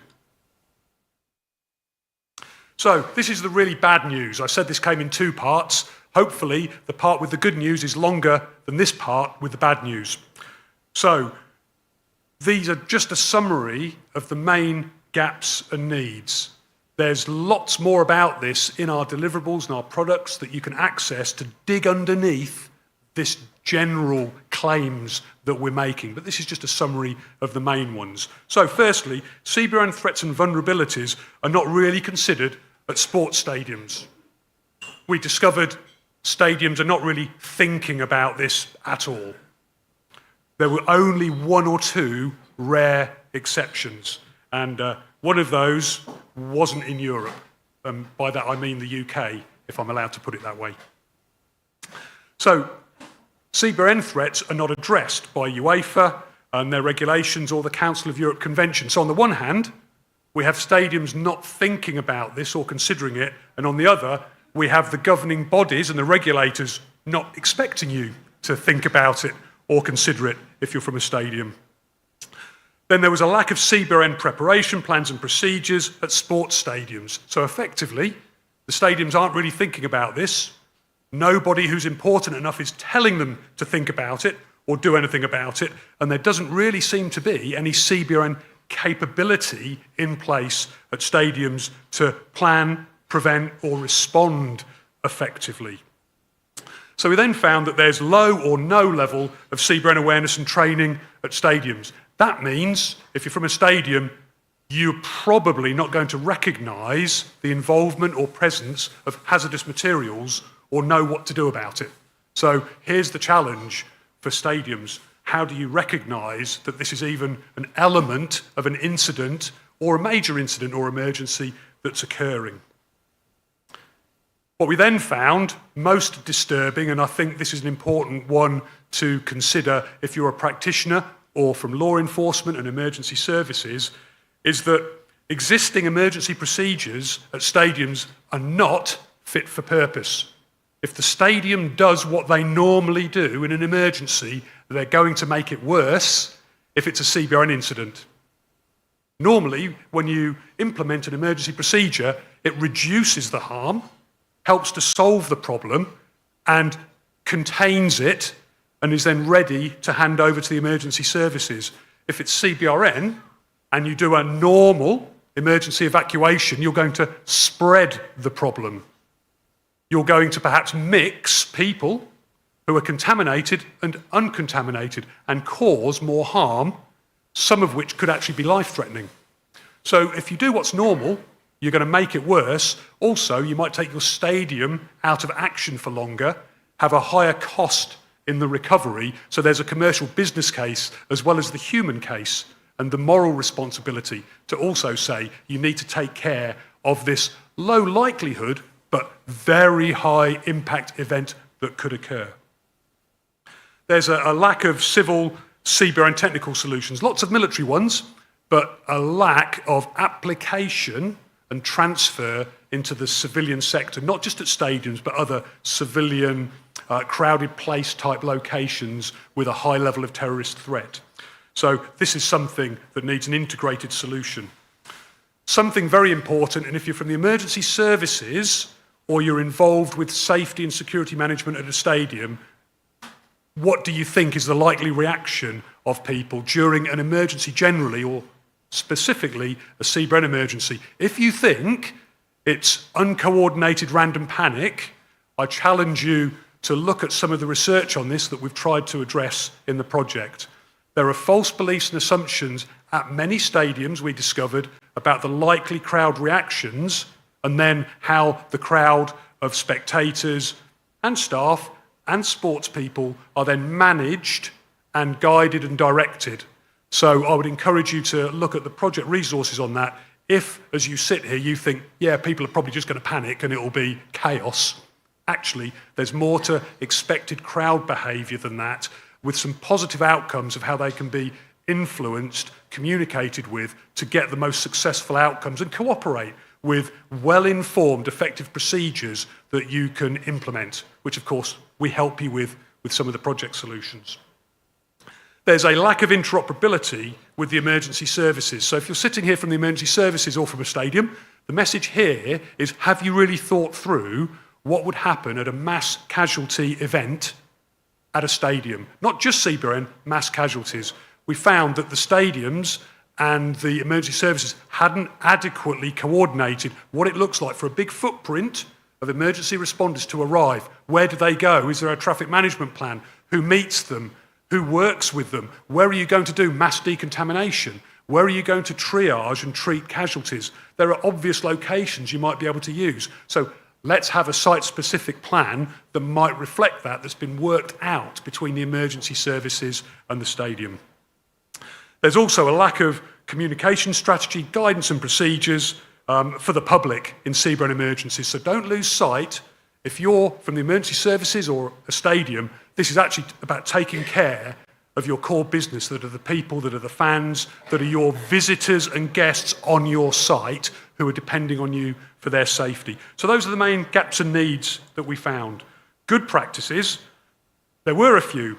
There are some good cooperation models and procedures in certain places, joint planning between stadiums and emergency services with good training and exercises that can jointly be conducted. FIFA, interestingly, in their security regulations, require contingency plans for several terrorist threats to stadiums when they're organising matches. One of those is CBRN, but we don't believe that's widely respected or responded to. But it's a good practice that they're trying to drive this forward with their standards. Some existing CBRN training schemes have transferable materials and good practices. So we've been able to adopt and adapt some of those for stadiums. Steps 1, 2, 3, remove some procedures you'll hear more of later if you haven't heard of them already. Another small one, but importantly, is there are some commonly defined lexicons and tools, an EU CBRN glossary and a UN lexicon for IEDs and weapons of mass destruction, non-conventional weapons. If you're writing plans, you're working with the emergency services, please use the same language that's defined with the same precision and is very specific. So there are tools for that we identified. So there's a couple of recommendation levels to talk about. Firstly, for stadiums, what are the main things stadiums need to do that hopefully we can help with? Well, deliver adequate CBRN training and awareness according to the different roles and responsibilities of the types of stadium staff that you have: security, stewards, tenants, managers. Develop some minimal, adequate and effective CBRN procedures and capabilities. Those don't all have to be high cost, and we have some almost free to implement methodologies that you can use that aren't highly technical and highly costly. So you need something as a capability to respond to CBRN threats and emergencies at stadiums. And you need to develop at a stadium an emergency plan that interoperates with the emergency services and covers this different way of responding to a different type of threat and emergency. Because you're on your own. If you've got emergency services there, they're unlikely to have any specialised CBRN responders and equipment. That takes quite a while to arrive, so you need to be doing the right thing in the first minutes to support and hand over to the emergency services when they come. So you've done some good and no harm and improved and contained the situation if at all possible. So you need to have an effective emergency plan. We suggest an annex, so you don't have to rewrite everything, but you just direct everything in your plan to an annex where we have some tools and templates to help you with that. And behavioural science studies, just be clever, up to date and intelligent about the way you view your customers and the crowd, because the communication, the response, the plans, procedures need to be informed by this and not false assumptions where you hold back information rather than give it, where you have a poor style of just believing they'll panic, therefore don't tell them anything that might be scary. This is not the way to operate, but you need to read the deliverables or the research on this perhaps to be convinced, but we suggest to do that. High level, there's a lack of civil CBRN technical equipment, and this needs a multi-sectoral solution and integration. And we didn't answer all those things, but we did some work, which we'll be discussing with you later. You need to raise standards on CBRN planning, prevention, response and capabilities. And that might need to be driven by governing bodies and legislation. And the European Commission should consider integrating CBRN threats into the Council of Europe Convention on an integrated approach to safety, security service at football matches and other sporting events. And UEFA, we had some suggestions for UEFA and FIFA of how to strengthen CBRN protective security for specific things. Final searches at stadiums should be outside the turnstiles. CBRN awareness should be required as a topic for training and competency of staff. And CBRN security and emergency plans should be a venue operations centre capability that can be drawn on. And CBRN integrated protection systems should be implemented.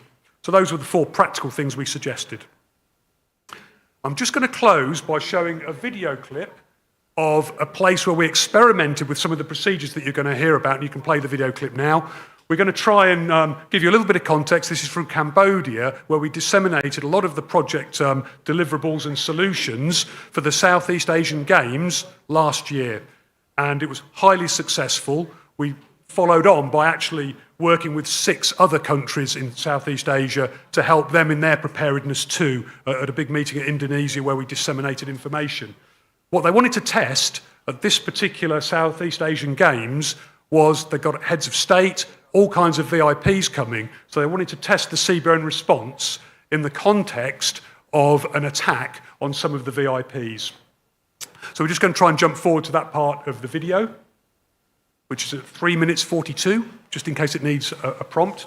And what you're going to see is the collapse of a number of people who have been poisoned and possibly contaminated during this particular exercise.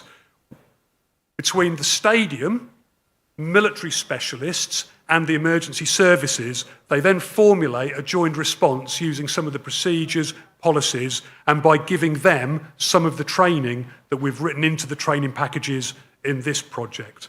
And this just shows you some of those things being implemented, which you might find interesting, because at the end of this, Max is taking over to talk about the procedures. I'll leave you to just observe some more of the procedures while I hand over to Max.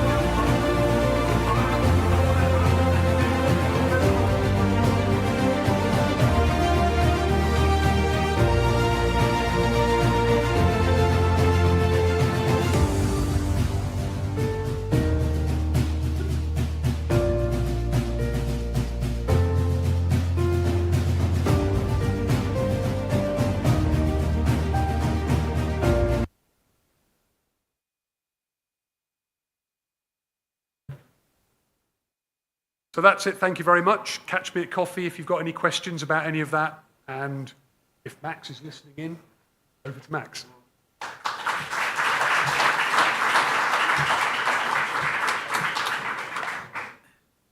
Thank you, Cameron. You did a great job together with Lubos. In fact, this part of work is very important because we are working on this basis. So if the need analysis is wrong, the whole project will be wrong. Luckily not. Okay, now it's time for my presentation. In fact, it's not only about, it's not only about CBRN procedures, but also about other tools, guidelines, procedures. So there is plenty of deliverables here. Those results were gathered in 4 documents: procedures, tools, plans, and guidelines. Second was CBRN Med for sport facilities. Then evacuation and crowd management. And the last one, guidelines for recovering of the facility of the CBRN Act. The first document contains introduction to CBRN threats. There is also a discussion about personal protective equipment, necessity of having security plan, including CBRN issues. And our colleagues from CIED created vulnerability assessment tool, which is quite helpful for assessment of the situation, current situation on your venue. And then security checklist, Then detection procedures, general CBRN procedures, there is plenty of them. Unfortunately, I don't have a lot of time to discuss every of them, but as Cameron showed you the movie, one of the procedures applied there was remove, remove, remove. So in short was, if you are contaminated, so you remove yourself from this contaminated area. Second remove is remove your outer clothing, and third remove is have a shower or clean your contamination out with water. Those simpler 3 steps can reduce your contamination up to 80%, which means that it gives you a lot bigger chances to survive without no huge investment. It's just knowledge how to manage the situation, and you can save lives. This is one of the examples. There is a lot of other procedures in this document. CBRN Med, it's document supporting medical assessment of the situation after the attack. It contains list of medical symptoms, rules for managing triage, some suggestions for first aid, and also medical procedure listed here. You can read them. It is AV, PU, for instance, CPR, major bleeding, and triage. So it is not a very big document, but consists of many important medical procedures. Evacuation is the most important action you can do after CBRN incident, but proper evacuation. As Cameron said, you can make situation worse if it's improper evacuation. Rules for that are here, and together with description of crowd, behavior, procedures for steward and staff, responsibilities for a particular person, and guideline for evacuation of specific group of people, like disabled people or children. And here is an example how the situation could be managed. So if there are 2 sources of contamination, you have to evacuate people avoiding those places through the safe routes. This is extremely important. And the last document, a guideline for recovering the facility after CBRN Act. This is very important for you, especially for venue owners or venue operators, because it could cost a lot of money. To give you an example, cost of the contamination of Brentwood post office after anthrax letters was $160 million, and it took 23 months to decontaminate one single building because of few envelopes. Another example, Skripal case in Salisbury. When attack on Skripal happened, more than 150 million pounds was the cost of the contamination, including cost of loss of earnings. It was huge because no one wanted to go there. So the Horeca business was totally destroyed for a few years. You know, importance of the contamination plan, you should have this in your contingency plan because it could be challenging. You know what is the first question in the checklist, what to do if you want to recover after CBRN attack? If the cost of the contamination is justified, because maybe sometimes it's cheaper and more cost effective to destroy the whole facility, remove everything and build new one. This is the level of cost, sometimes, really. But this is the terrifying part. Later will be better. This is only just worst case scenario, worst. Sometimes the contamination way is just wait until everything evaporates by itself. So there are different scenarios depending on the agent used. And then document contains equipment recommendation and plenty of recovery options, each separately for B, separately for C agents, and for radioactive materials as well, 4 different surfaces listed here. What we created also during Work Package 4, a part of those documents presented, we created promotional small educational material leaflet containing basic information of CBRN agents, and suggestion for behavior after the attack. I already mentioned this VAT tool and checklist, so you can, by list of different aspects and list of potential consequences, you can create matrix of risks, well known for different purposes, but the important part is a list of very specific CBRN question risks and consequences. And checklists, I think, could be adopted easily to any sport venue to improve the security plan. Not only CBRN matters are listed here. Apart of that, we create 6 action schemes, which are very easy, educational, easy to understand and implement educational material. We found that maybe the most important one are suspicious CBRN items, 1, 2, 3 plus procedure, CBRN evacuation scheme, shelter-in-place procedure, very also interesting, especially for CBRN. Remove, mentioned before, communication plan. We prepared those materials in 4 languages. But I think the biggest and most important part are procedures. We divide them into 2 groups. One, general CBRN procedures, which are listed here, and they are in ready to implement form, so you can easily adapt to your existing security plans. Another part of procedure, I call them specific procedure, and they are, I think, 10 of them, maybe even more. And this is just direct answer to question what to do if I find dirty bomb, what if I found suspicious letter. So there is a description of actions in these cases. So that's pretty much all from my side. If you have any question, I'm ready to answer. Do you have that?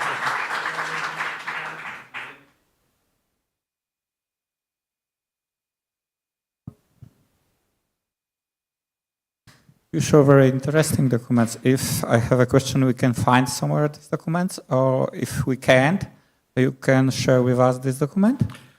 Some of those documents are probably here. Carolina probably can correct me, but leaflet for sure and action schemes are available here on the table, yes, but those documents, the bigger ones, are ready to be downloaded from the platform.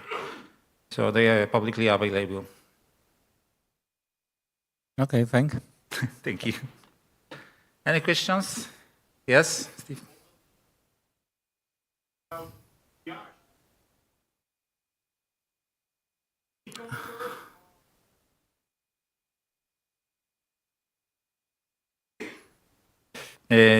Very good question.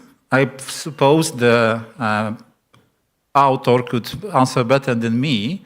For sure, the description of rules for triage. I'm not so deeply involved in this document. Maybe I think it was made by Gemelli. But you can check if you download this document, so probably know better than me. Sorry. In fact, I was author of the recovery document. MED is not my field of expertise. Yes, Cameron?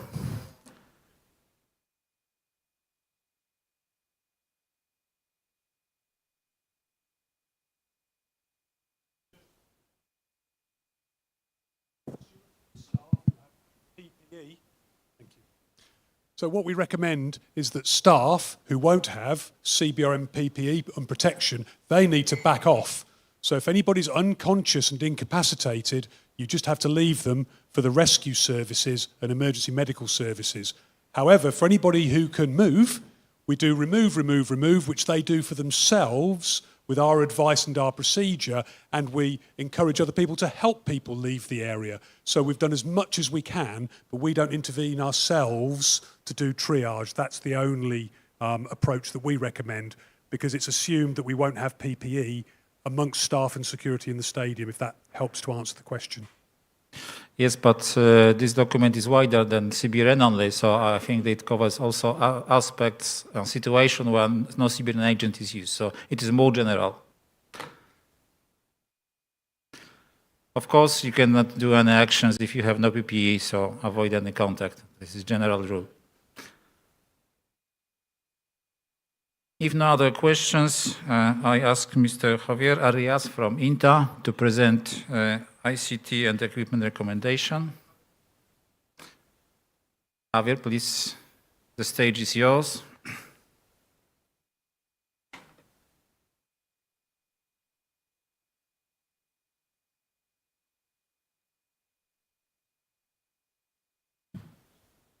Well, Dzień dobry, sorry. Good afternoon, everybody. So, my name is Javier Arias. I work in the INTA, that's the Spanish National Aerospace Institute, which belongs to the Ministry of Defense. We are one of the partners of this Safe Stadium project. And I'm going to give a short speech about the Work Package 5, which was carried out by INTA. I think it's here, the slide.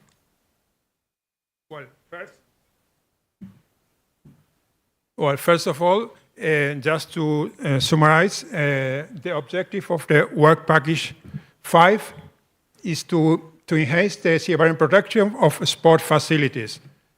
Basically, this I would try to. Basically, this work package is split into in three different parts, which is the improvement of the infrastructure itself, of the information communication technologies, and the protection and detection equipment.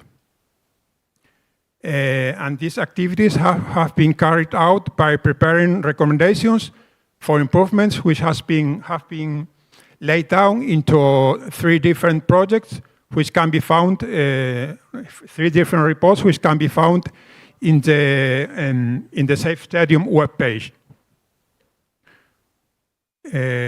These are the three deliverables which has been already are available to everybody who wants to consult them in the Safe Stadium webpage. So I'm going just to give a short review of these three documents. First, starting with the recommendations to evaluate and improve the infrastructure. Here you have the document. You can find the document. That's the first page of the document. The background is related to the design of the stadium. This is something which has to be done basically before the stadium has been designed and constructed. Also, some of the features can be done, can be made after once the stadium has been already constructed. They are related to the design, to the access control, to the control of the people, to the TV systems, to the cams, to the security of to enter the stadium. Some of the requirements relate to the detection of suspicious people, which is very important to control the people entering the stadium through different kinds of scanning systems, and not only the people, but also some sort of substances that may not be allowed to get into the stadium. It's important where the stadium is located. It's located preferably in an area which is not in the center of the cities, but is in a wide open area. It's also important that the access control to the stadium and the parking and the detection systems of the stadium. Some of in one part of the construction of the stadium is very important, one of the most important things is the filtration of the control of the ventilation systems to make sure that the ventilation system cannot be used to enter dangerous substances. So the ventilation system should have filters or some other systems to avoid the spread of contamination, just to radiological or biological chemical vapors or particles. It's also important to make sure that the food chain cannot be used to introduce dangerous substances or materials into the stadium. This is the control room. That's the most important part of the stadium to organize all the security system. And this room itself has to be a secure place, so it should be preferably some protective measures just to avoid the spread of contamination inside the room. That's some advices to the construction of the stadiums, which of course are difficult to change in a stadium which is already constructed, but it's important to take them into account. It's also important that inside the stadium there are some sort of materials which can be used to avoid the spread of contamination. These sort of powers of granulated carbon, fuller's earth, some things that can be used once a substance has been used to avoid that the substance is spread all over the stadium. Also, taking into account also the medical care of the people, or also the infected people, the wounded people, also the dead people. Just to treat the people, the contaminated people, with showers and with decontamination kits.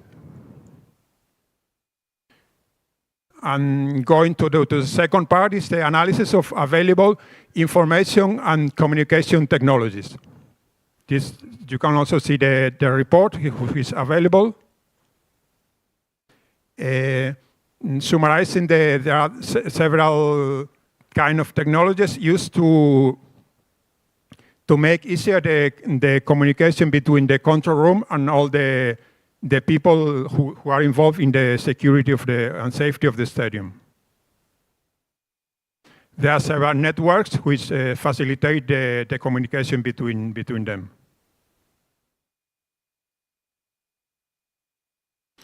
Going back to the security matters, it's very important to be able to identify the people which goes inside the stadium, to recognize them just by fingerprints or by facial recognition. Also, it's very important to have some measures against drones, and also that the control room can be aware of the things where of the places in the stadium where something a substance or a dangerous material may have been introduced. This is, as you know, in the stadium of Real Madrid, which is another partner of this project.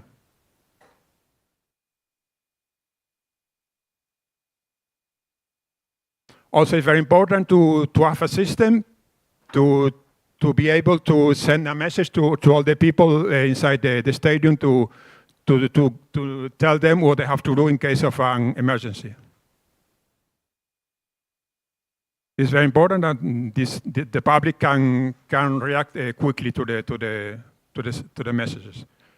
And going now to the third part of this work package number 5, the third part is to define the needs for detection and identification and protection equipment that must be available in the stadium. This equipment is basically to have handheld chemical, biological, and radiological detectors. At least some of them must be available to the emergency teams, and also, when possible, to the control room. It should be able to have chemical detection equipment. Some of them might be handheld, and some of them might be fixed into relevant areas of the stadium. Then also the same, but for radiological and nuclear detection and identification. And also for biological protection, also chemical protection and radiological protection. All the people involved in the security of the stadium must have this protective personal equipment available in case of an emergency.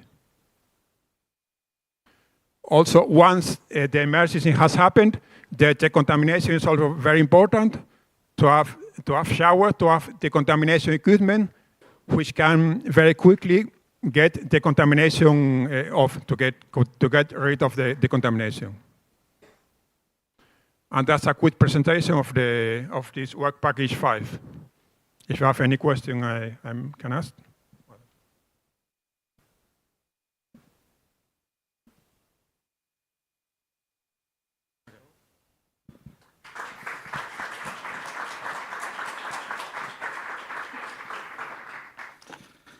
Gracias, Javier, por tu presentación.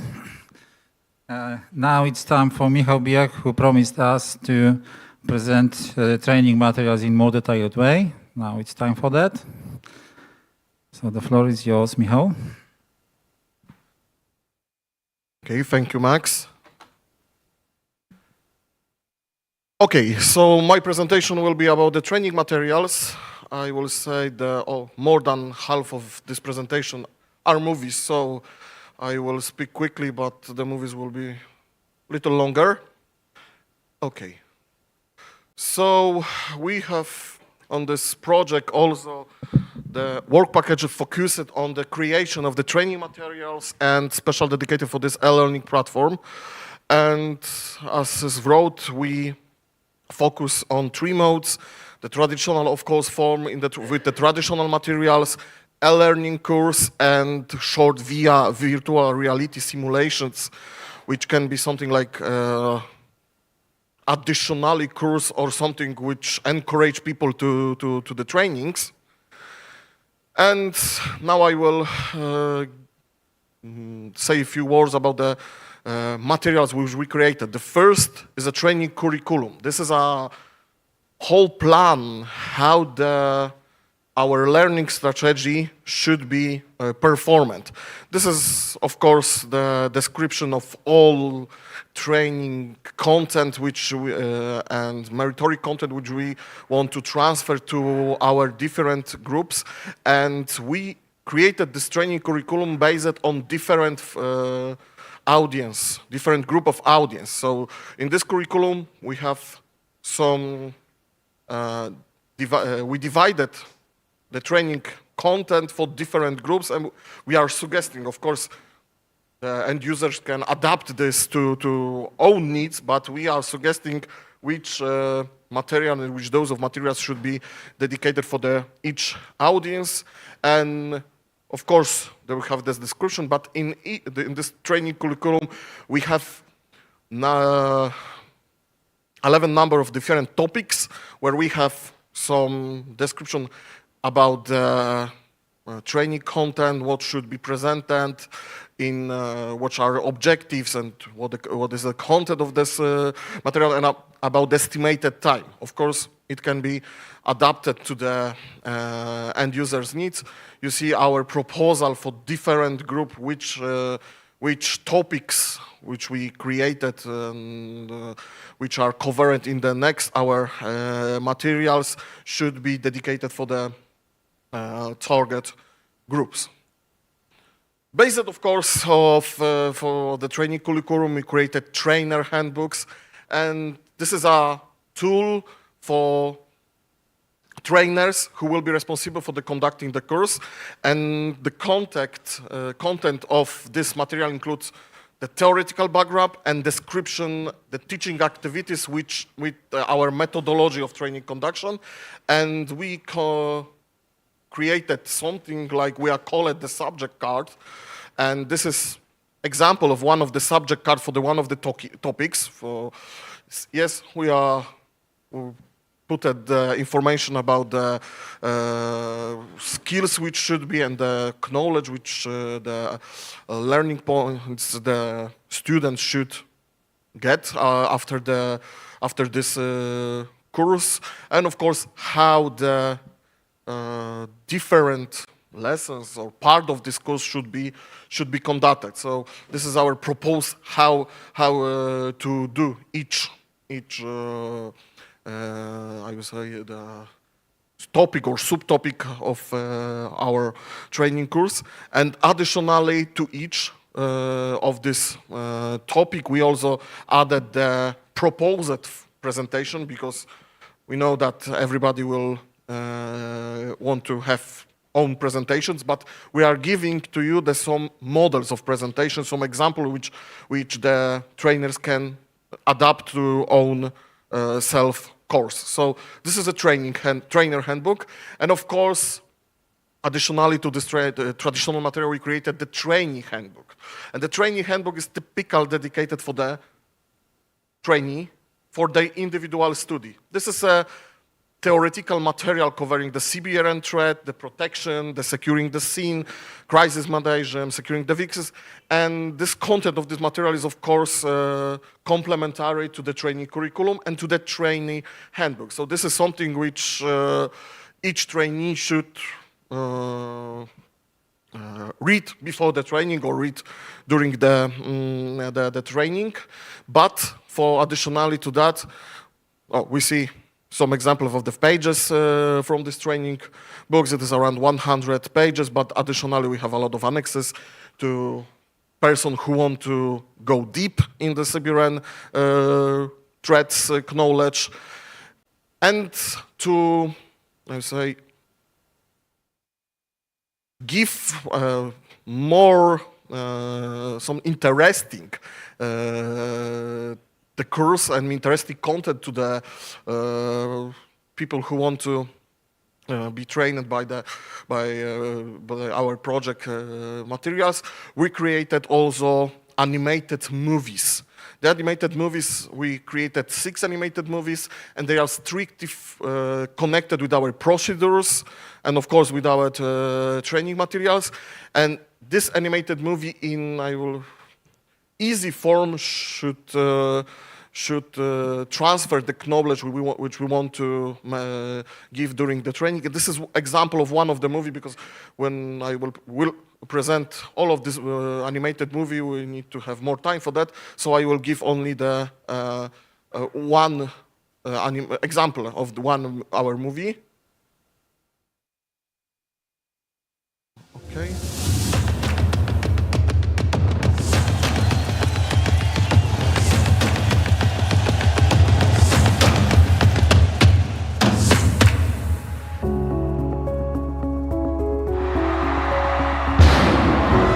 The process of recognizing and properly identifying the threat is one of the most important elements of emergency response. In the case of CBRN incidents, this is also a very dangerous process for stewards or security officers. To minimize such risk, I'll familiarize you with the rules on how to identify CBRN hazards based on the 5S procedure, and also how to recognize CBRN incident in case of sudden deterioration of the health of people based on the 1, 2, 3 plus procedure. Let's start with the 5S procedure. What is it? Sights, signs, symptoms, smells, sounds. Analyze and evaluate all 5S elements. Their presence may indicate the presence of CBRN agents. Sights.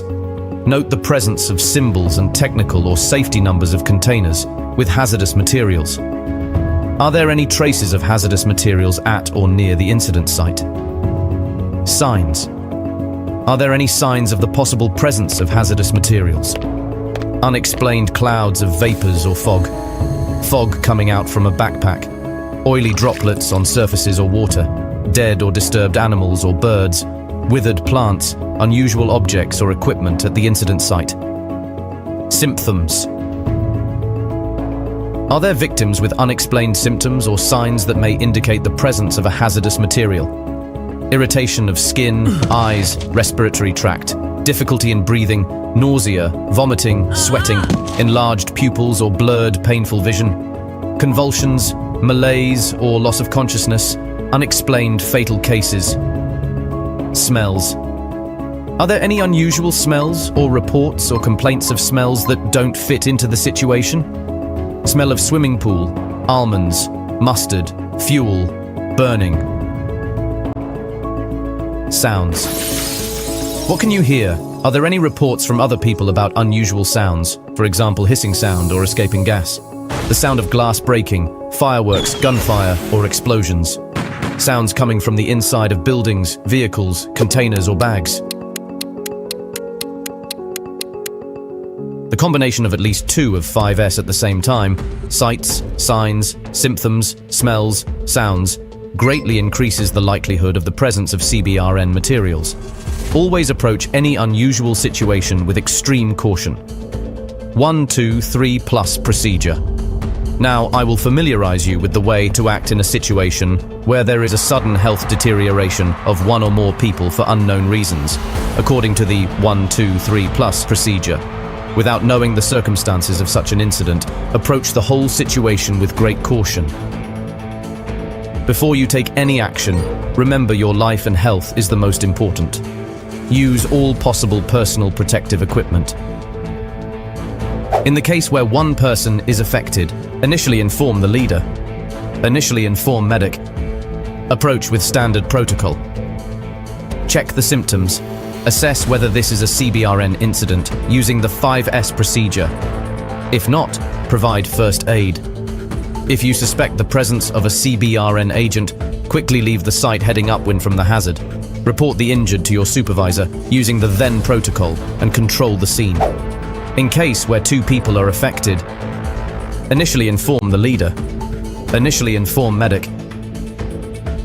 Approach the injured people with caution. Check the symptoms. Assess whether this is a CBRN incident using the 5S procedure. If not, continue to deal with them as you would with a single injured person and provide first aid. If you suspect the presence of a CBRN agent, then do not approach the injured, and quickly leave the site heading upwind from the hazard. Report the injured to your supervisor using the then protocol and control the scene. In case where 3 or more people are affected, do not approach the injured. Quickly leave the site heading upwind from the danger. Report the injured to your supervisor using the then protocol and control the scene. For more information about CBRN procedures and recommendation, please visit Safe Stadium website.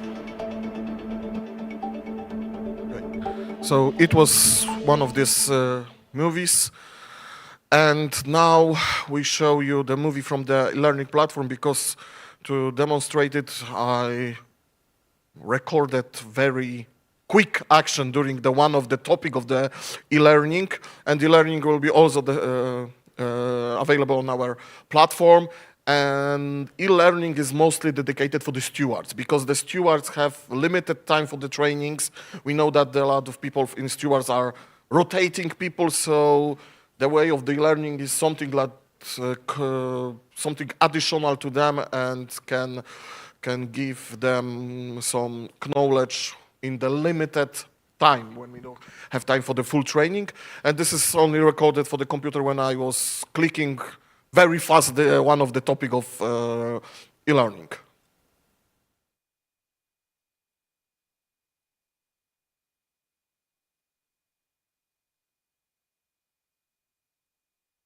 There is no voice. Here we see the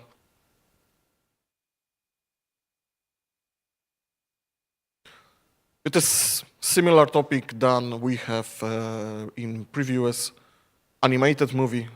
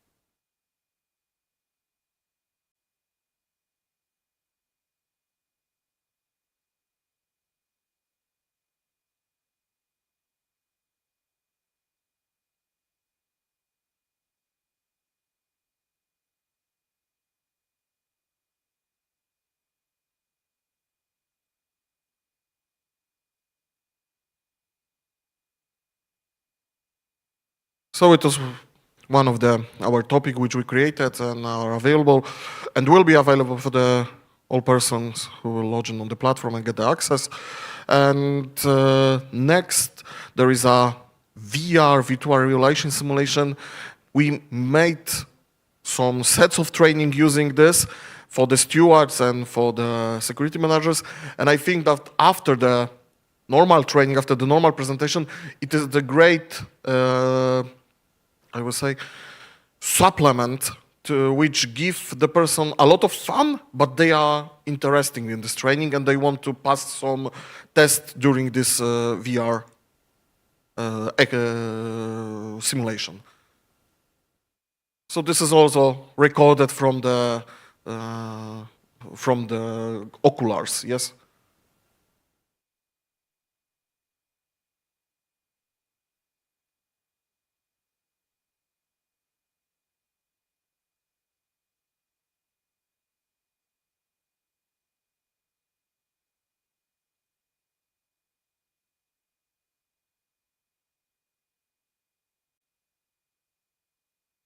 Yeah, there was a series of cases, and the person who is making this simulation can give a response what to do. He has possibility to transfer with different, I will say, backgrounds, because we have the whole stadium, we have the VIP room, we have the parking. So there is you see the few points, and after that there was 17 different I would say tasks to do, and after that you got the, I would say, results of your positive or negative response. So this can be treated also like a supplementary exam for the people. So thank you, and if you have any questions, as I said, all these materials will be on our platform. The platform will start when we get the acceptance of the Commission that our results are okay and are in the line with all Commission policy. And after that, we can give you the access to people to this platform. And I hope that we will enjoy during implementing this training. So thank you so much.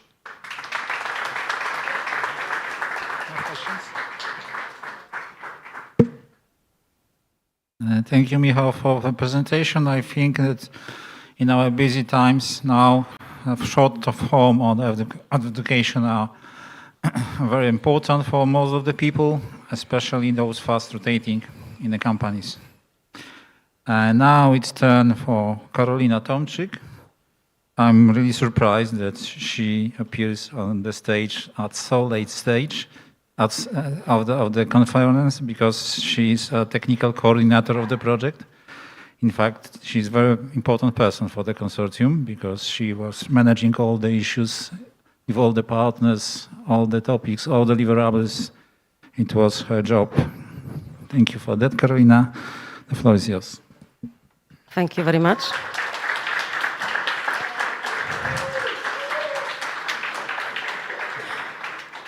So, as they say, last but not least. So, I have the pleasure to present the last part of the Safe Stadium results. So, this is the part focusing on training and piloting. So, of course, with every project, when we develop something, we want to test if it works or not. So, we've done it through basically training and exercises. This is the list this is the main events that took place during the project. So as you can see, there have been 5 trainings, but 1 training was also combined with demonstration event and 2 trainings with large-scale exercise. So basically, I will go through those events. Here's the presentation of what we've done in Žilina and Poznań. So the core of those 2 trainings, of course, was focusing on the procedures that we have prepared during the project. But as you can see in Žilina, we also presented some personal protective equipment and also some detection equipment so that we could show the stewards of the stadium how to, in practice, use some of the tools that they can purchase or how can they protect themselves in case of CBRN incident. And also in Poznań, we tested the virtual reality training that Michał mentioned just a second ago, so that the trainees, they could enter into the virtual reality, and there have been some scenarios they could, they have to assess some potential threats or dangerous situation and try to assess which of the possible answers is the correct answer, is the correct response taking the situation. Then there was a demo event. I should mention here that this demonstration event was done in collaboration with other two projects. This is NEST and Holoscan. Those are two Horizon 2020 projects which are also focusing on CBRN threats. So in the scenario, we had a match at the National Stadium, and there was a terrorist attack during the match, which resulted in evacuation of the spectators and decontamination. I just would like to maybe mention here that this event has been organized at the National Stadium in Warsaw, which is not part of the project, but which shares with us the idea that the security and safety is very important. And they cooperated with us during this demonstration event, and we think it was pretty good success. So I here maybe show you the movie.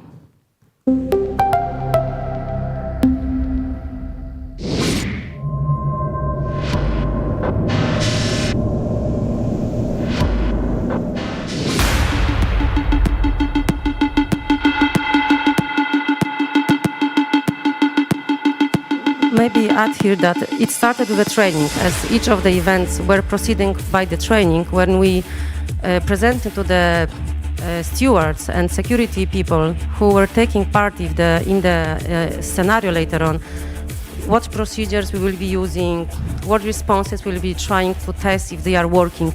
So of course it started with the training.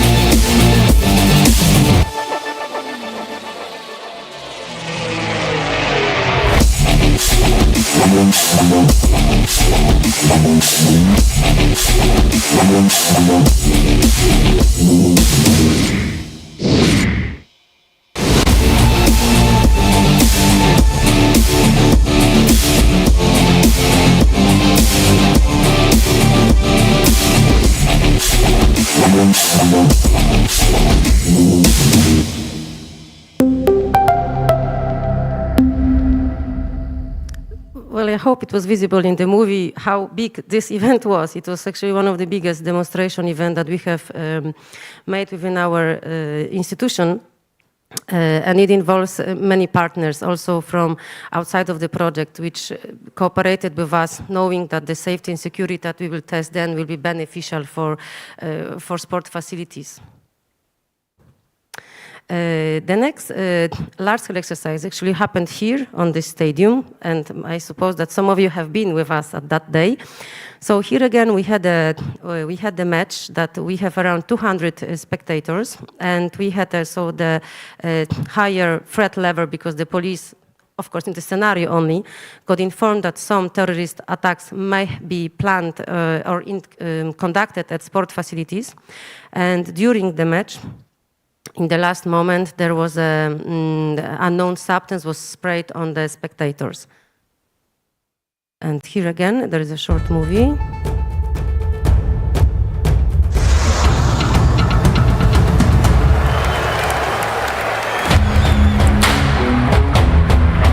as said before, we started with the training, of course, yes, so that we could, again, test the specific approach and the specific procedures that we wanted to test during the event.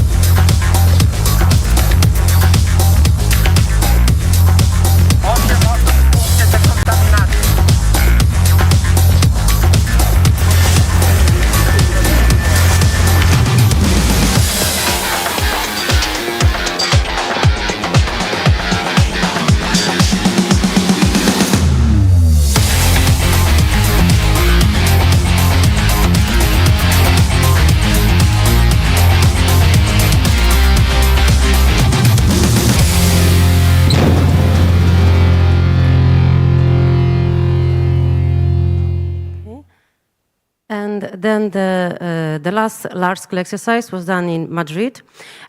So here we actually focus more on the procedures that are implemented before the match.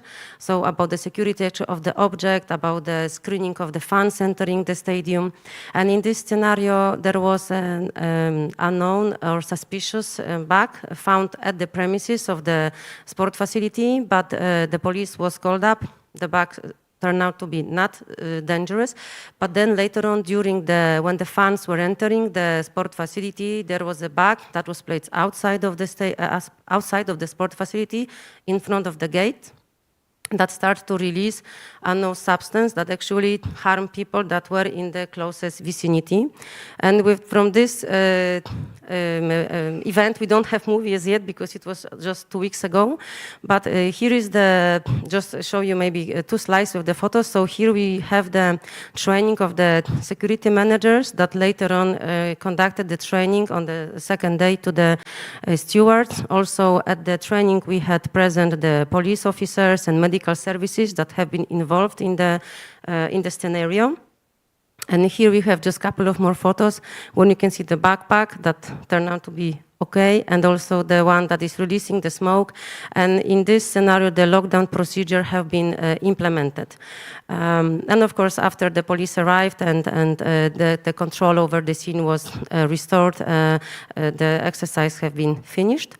And this is my last slide, and I see that also my time is coming to an end. So if I maybe just may summarize. So I think that events like that, the training and the exercises, they teach us how to make exercises and how to prepare training materials for the stewards, because we have to focus them on the most important elements, to be concise and to be short, because all of us, we have many responsibilities, so we try to prepare our materials in a best and easy and accessible way. And trainings like that, they give us an insight how to do it better and how to adjust our results to the needs of the sport facilities. And this is all from my side. Thank you.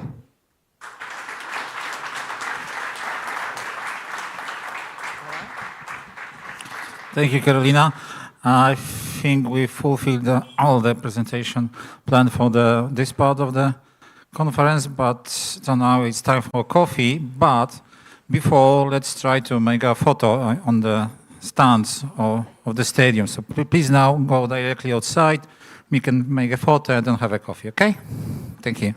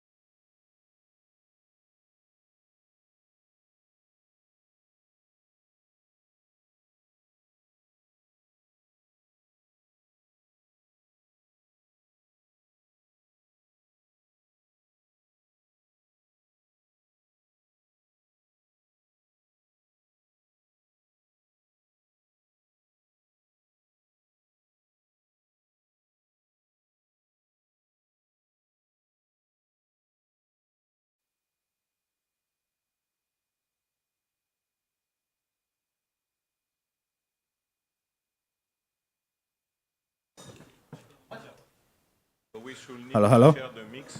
We have just 4.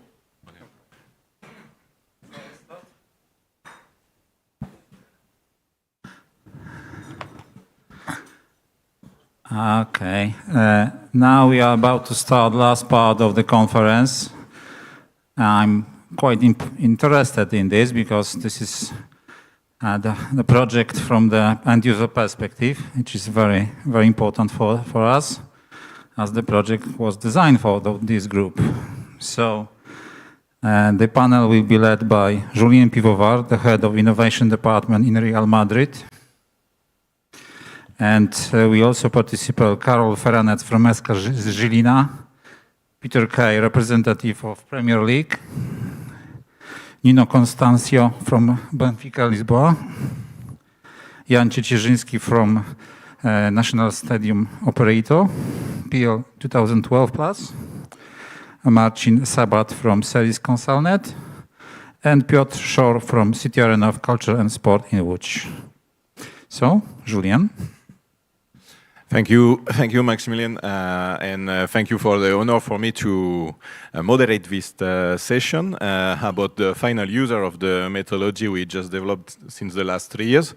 Because, as you mentioned, for us, all what we study is for us at the final, because we manage clubs and facilities.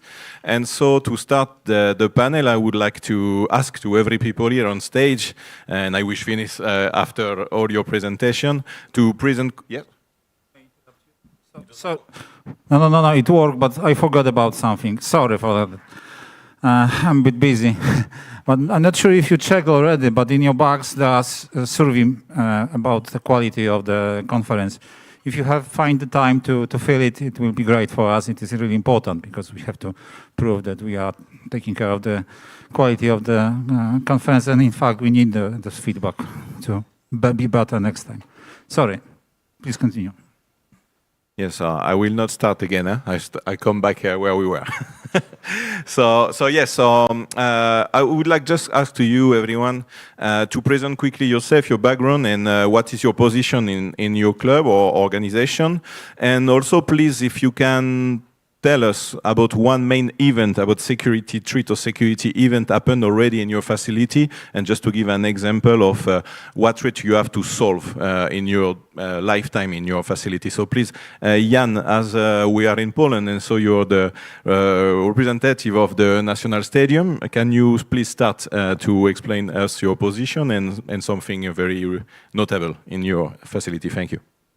Thank you, Julian. Yes, of course, I can start. My name is Jan Ciecierzyński, and I'm head of safety and security in National Stadium in Warsaw, so PG Narodowy. So to be honest, our business is not the funnest business. So of course we have some fun situations.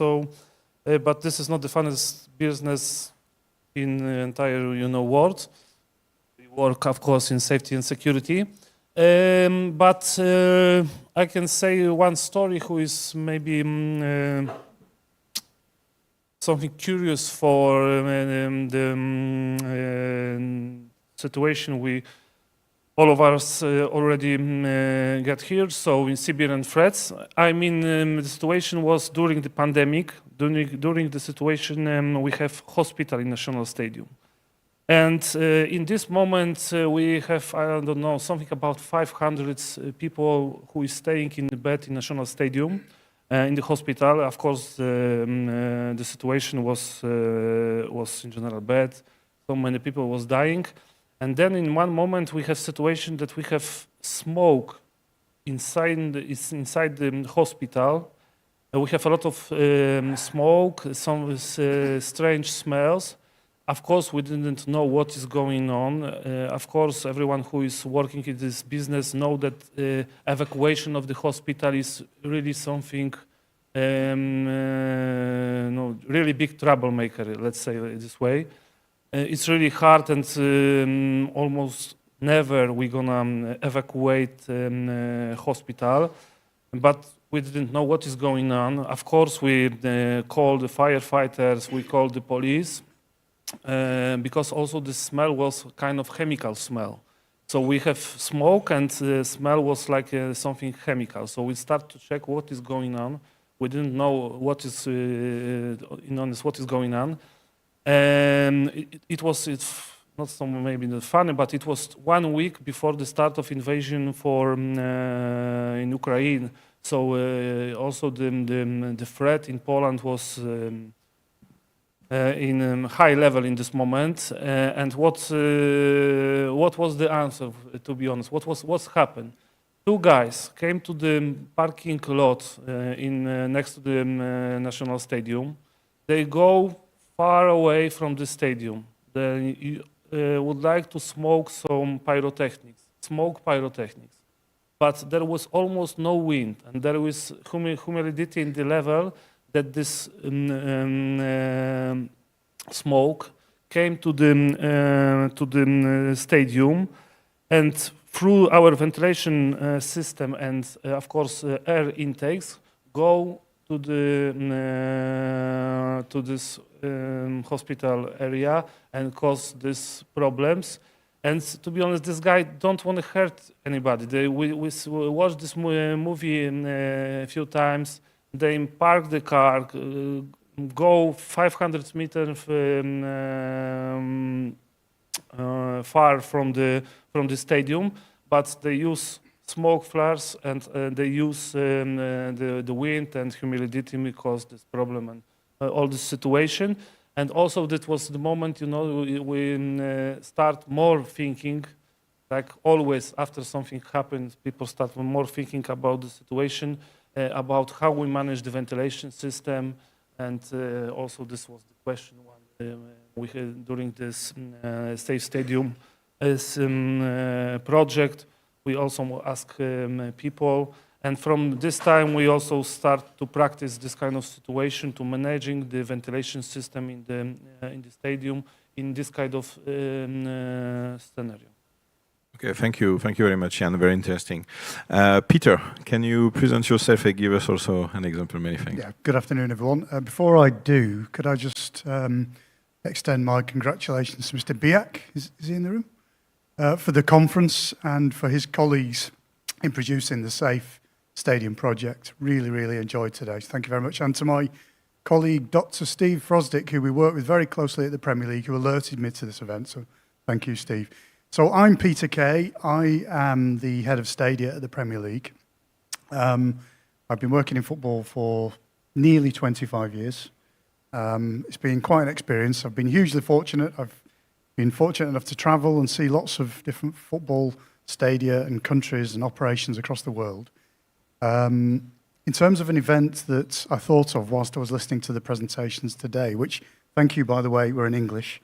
My Polish is terrible, so it would have been very difficult. One of the things I was reminded of is an event that took place, I think, last season at a game between Everton and I think it was Newcastle, where we had a protester who ran onto the pitch. You may have seen the television pictures, and attached himself with a Ziploc tie to the goalposts. You may remember that. And it caught, I think it's fair to say, it caught the club by surprise. In fact, all of the Premier League and all professional clubs in England by surprise. It had never been done before. And the response was fairly chaotic, I think it's safe to say. There were bolt cutters and lots of issues happened. And I think what it did was alert people to a very different kind of threat. Because what happened shortly thereafter was in Sheffield at a snooker tournament. There was another protester from the same organisation, Just Stop Oil, who interrupted the snooker match and jumped on the snooker table and threw some orange powder. Again, you may have seen the pictures on the television. But this orange powder was completely unknown to the organisers. Nobody had any idea what that was. And of course, it immediately posed a question and a security and a safety concern to the individuals running that particular event. They're dealing with a substance which in the end turned out to be completely inert, thankfully, but could have been something very different. So I think it signalled the start, really, of a change in attitude within the Premier League and the clubs as to some of the threats that are being faced, which is why, for me personally and my colleagues today, this has been tremendously helpful. And I'm looking forward to taking some of the learnings from this back to the Premier League for the benefit of all the clubs there. So thank you. Thank you very much, Peter. Nuno, I'll let you present yourself also. Thanks. Thank you very much. Like Peter, I want to congratulate the project. We didn't have the chance to participate, but I'm sure we will use all the things that you can provide us, and I really think it will be very grateful and very useful to all the sports managers. Well, my name is Nuno Constâncio. I am the head of safety and security of Sport Lisboa e Benfica. We are, I think everybody knows Benfica, but we are one of the major clubs in Portugal, mainly in football, but also in other sports. So we have lots, not lots, but a big number of facilities, pavilions, training centers, and our stadium with the capacity of 65,000 seats. So every week it's a challenge to manage the safety and security of the events. Just to have the figure, in each season we receive more than 1 million supporters in our events, just in football. So it's a challenge every week. In terms of an incident, and I can share with you, it was around 10 years ago. We had a problem in the stadium in the beginning of a derby where we're playing against Sporting, the other team in Lisbon. So it's Benfica Sporting, and Sporting Benfica is the big match of football in Portugal. And in the moment when the players were in the tunnel to get in the pitch, it happens a windy phenomenon in Lisbon, a rare thing, that strong winds make some plates of the ceiling fall down. So it started to change the plates in the ceiling. We had to evacuate one stand. A few moments after, a big part of the ceiling dropped down in that stand. It was already empty. And we have to evacuate all the stadium. So imagine 65,000 people in a few minutes to kick off the big match of the championship. It was a challenge. At the end, everything went very well. No one hurted, and the evacuation was peaceful, but with lots of protests from the supporters. They just want to see the match. They don't care about that thing. But we could manage in a right way the incident. Did you finally postpone the game, or you play with a delay? No. We realized the match, I think, 4 days after. Okay. So you postponed there was no condition, because a huge part of the metal plate of the ceiling was down in the stand, and when the first part starts to drop, people get notice that we don't have conditions to be here. But at the end, everything was perfect. Thank you, Nuno. Karol. Thank you. Good afternoon. In comparison with Real Madrid, Benfica, and big Poland clubs, our club Meška Žilina is too small. I'm a member of the board of the football club. I take care about financial, operational, and infrastructure matters. And I'm happy that based on intervention of ISEMI and University of Lodz, we gave the chance to participate on this project. I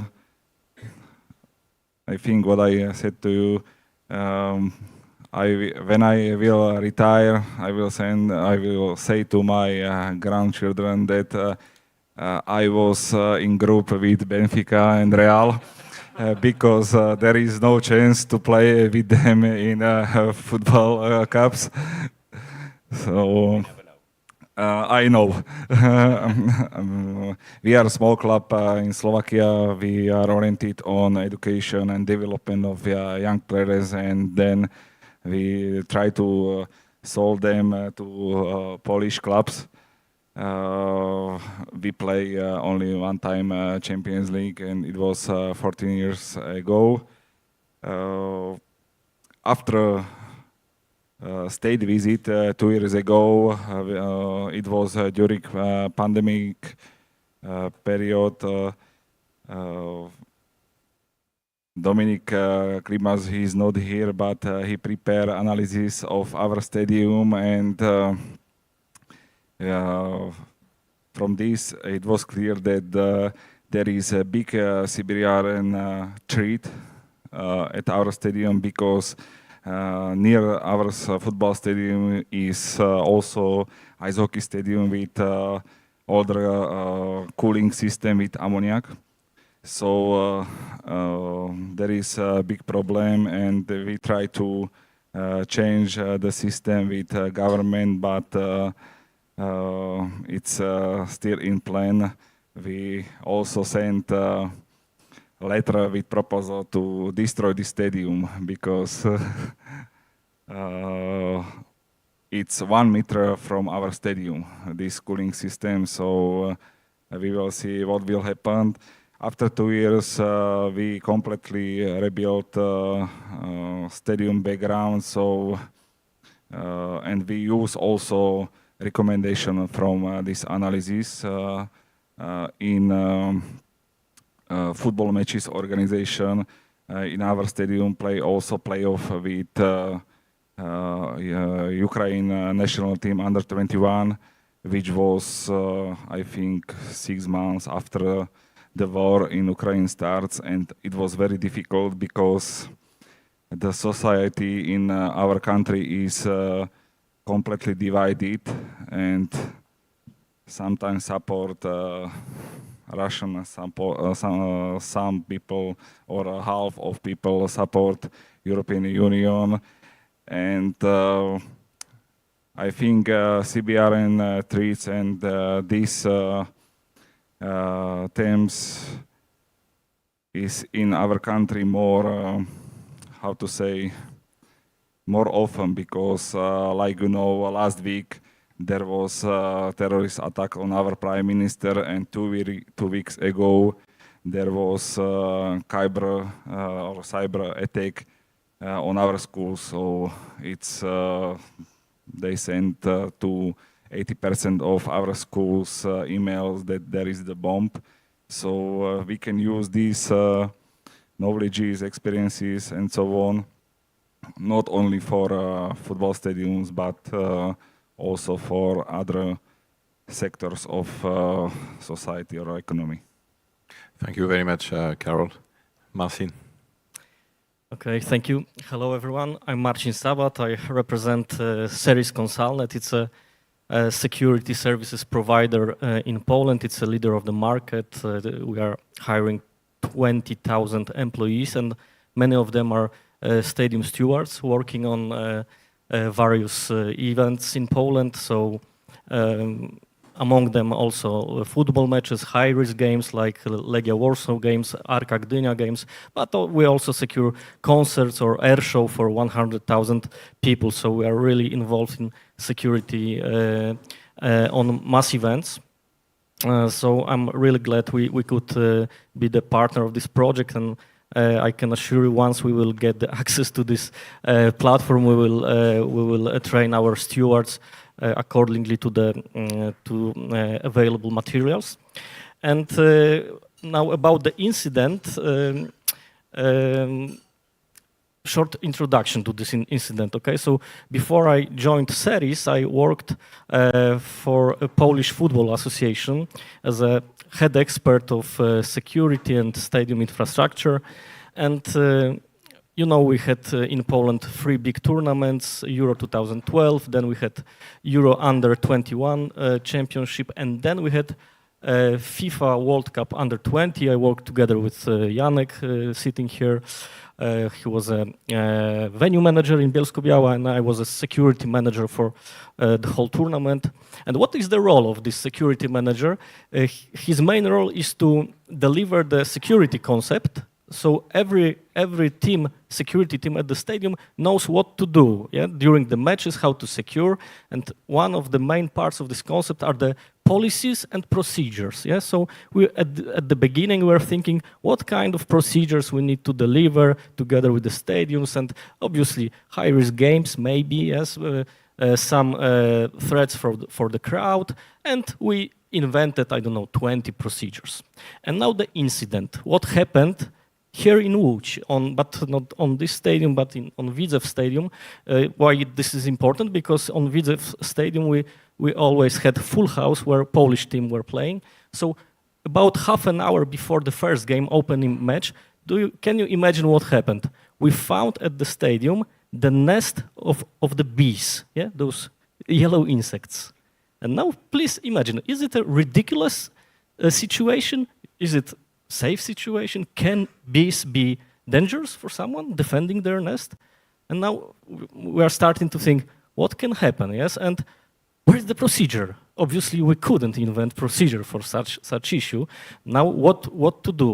We have to improvise, yeah? Because half an hour to the game. Can we let people, children, enter this part of the stadium where this nest is located, yes? How the crowd would react when they see, I don't know, 100 bees and so on. Yeah, so I'm trying to say that on one side you cannot develop every procedure. Sometimes you have to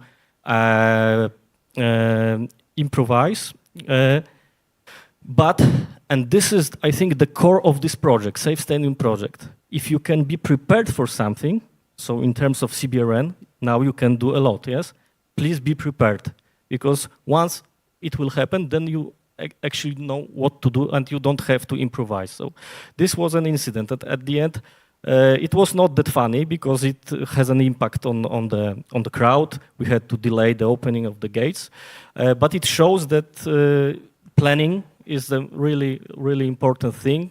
And now we know that missing component of stadium safety, so the CBRN threats, now we are responsible. We know this. We know how to eat it. We have to prepare ourselves at least in area of procedures. So this would be from my side, Julian. Thank you very much, Marcin. Piotr. Thank you. Proszę mi wybaczyć, tym razem ja będę mówił po polsku. Sorry, this time I will speak Polish. I hope this won't cause difficulty. My name is Piotr Szornau. I'm the technical director in the Minsk, the Łódź Center of Culture and Sport, which manages this facility. But I also work in different facilities, but also the Widzew Stadium, this LKS Stadium, Atlas Arena, which we can see to our right, Sport Arena, and the hall for volleyball and basketball players, as well as Moto Arena, which is the Moto Arena where speedway competitions are held. I also had the pleasure of being an employee at Widzew Łódź, where I worked with ensuring safety on that stadium. It has now been expanded, my scope has been expanded to other arenas, also thanks to being among such great other institutions as the one I mentioned. The most interesting and most difficult challenges of the recent period. As the municipal arena, we're not usually the organizer of events. Sometimes we are co-organizers, but most of the time we rent our facilities to other organizers for different kinds of games, concerts and other events like it. Over the last 2 years, we had the Ukrainian national team and different Ukrainian teams and Israeli teams. We hosted the trainings. These were some of the most difficult situations, especially the recent game of the Israeli national team led to many problems which could be resolved thanks to working with the national services, with the fire brigade, with the municipal police and the police and other services which take part in events of this rank. And the most interesting and most important challenge was the willingness of Mossad agents and the security of the Israeli embassy wanting to bring in firearms, where we had to refer to our legislation. Unfortunately, thanks to cooperation with the police, we managed to solve the situation. That game was of quite a high caliber, quite a different caliber than the league games we have on our stadiums. Now both ŁKS and Widzew are in the Polish Ekstraklasa, so we have more events of this type now. And so we have to take care of adapting the facilities to the requirements of the UEFA, FIFA, and the Polish Football Association. And it is also in this area that we will be facing the most challenges.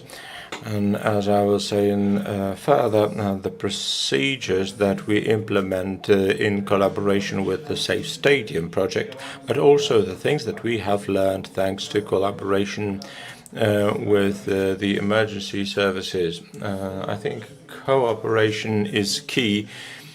It is what allows us to feel safe when we are playing to one goal, where we are working together to protect health, life and property. Some of the events I mentioned have demonstrated that it is only thanks to collaboration of all stakeholders is it possible to make stadiums safer and safer, also in terms of CBRN. And this will make the results of this project to keep developing, and its fruits should be continued. I think we should keep meeting among ourselves and in a wide agreement yet, so that we can talk about possible improvement.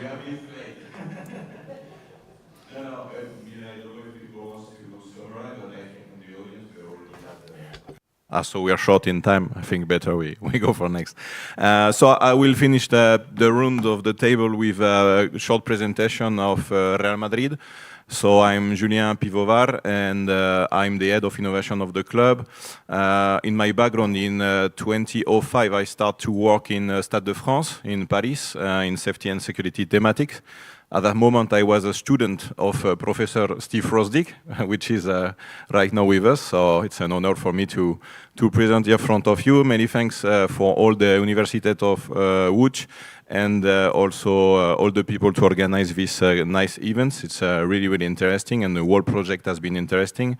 As Real Madrid, we've been involved as a stadium of pilot stadiums to make some proof of concept of exercise. As Carolina mentioned just before, we host the last exercise in our training center in Valdebebas.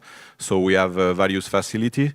And obviously, we are mainly concerned about safety and security procedures and potential terrorist threats.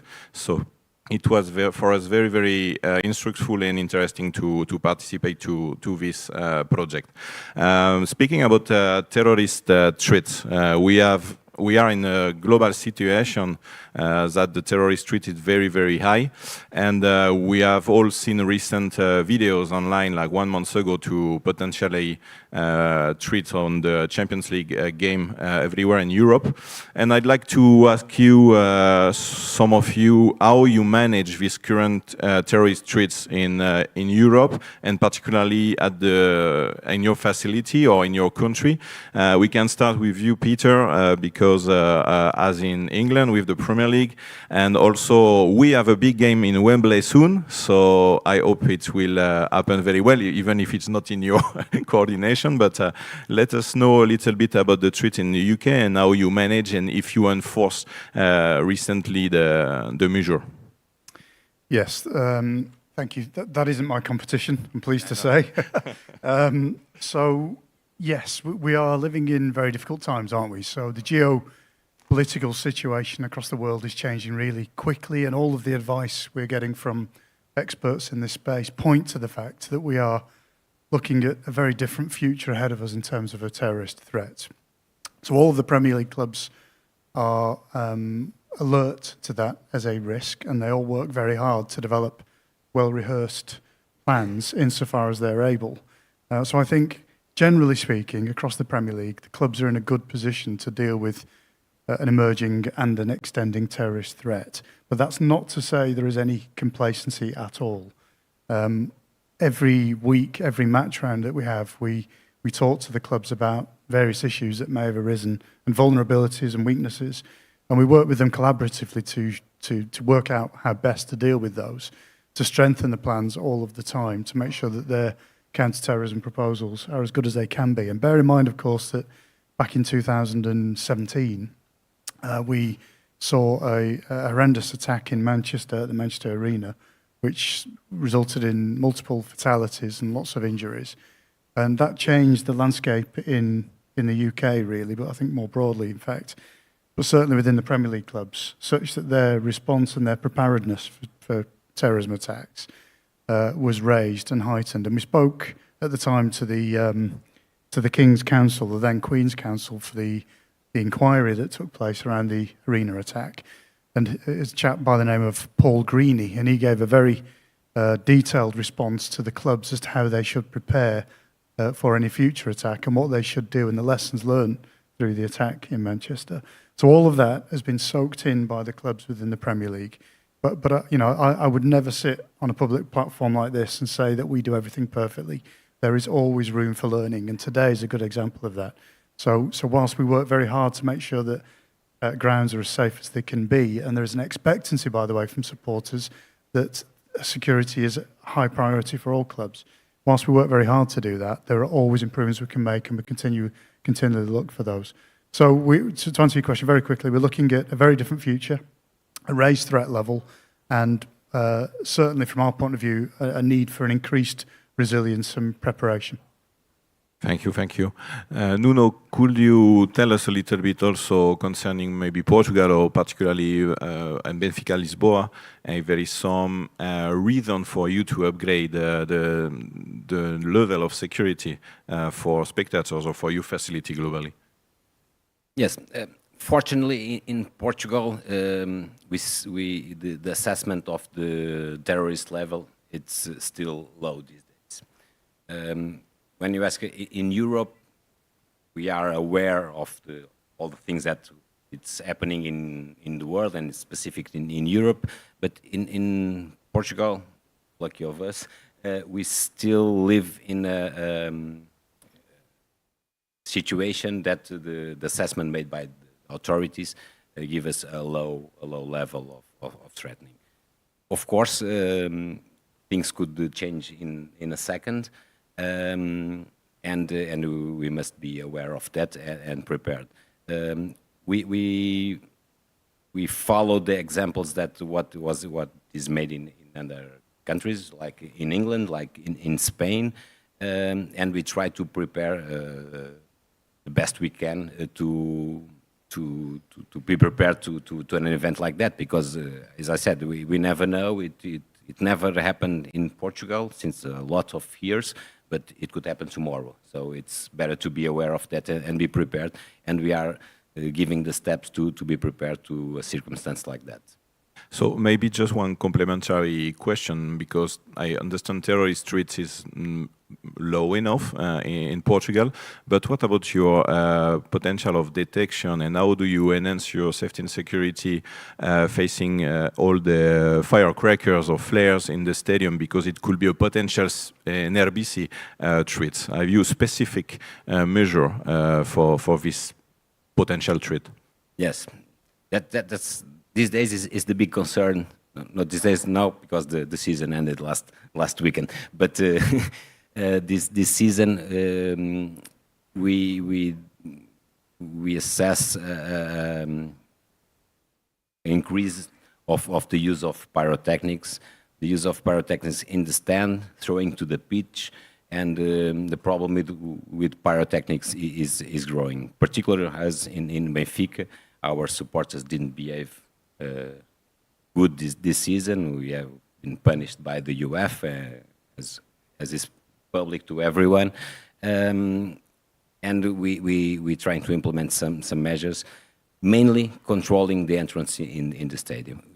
We all that we are in football know that it's not easy, and we try to catch the most at the entrance, trying to identify who made use of the pyrotechnics.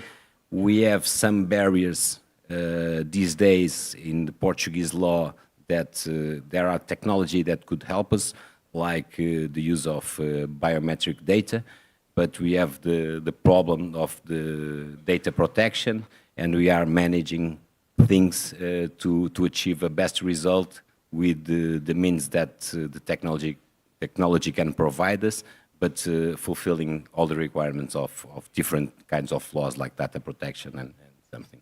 Thank you, Nuno.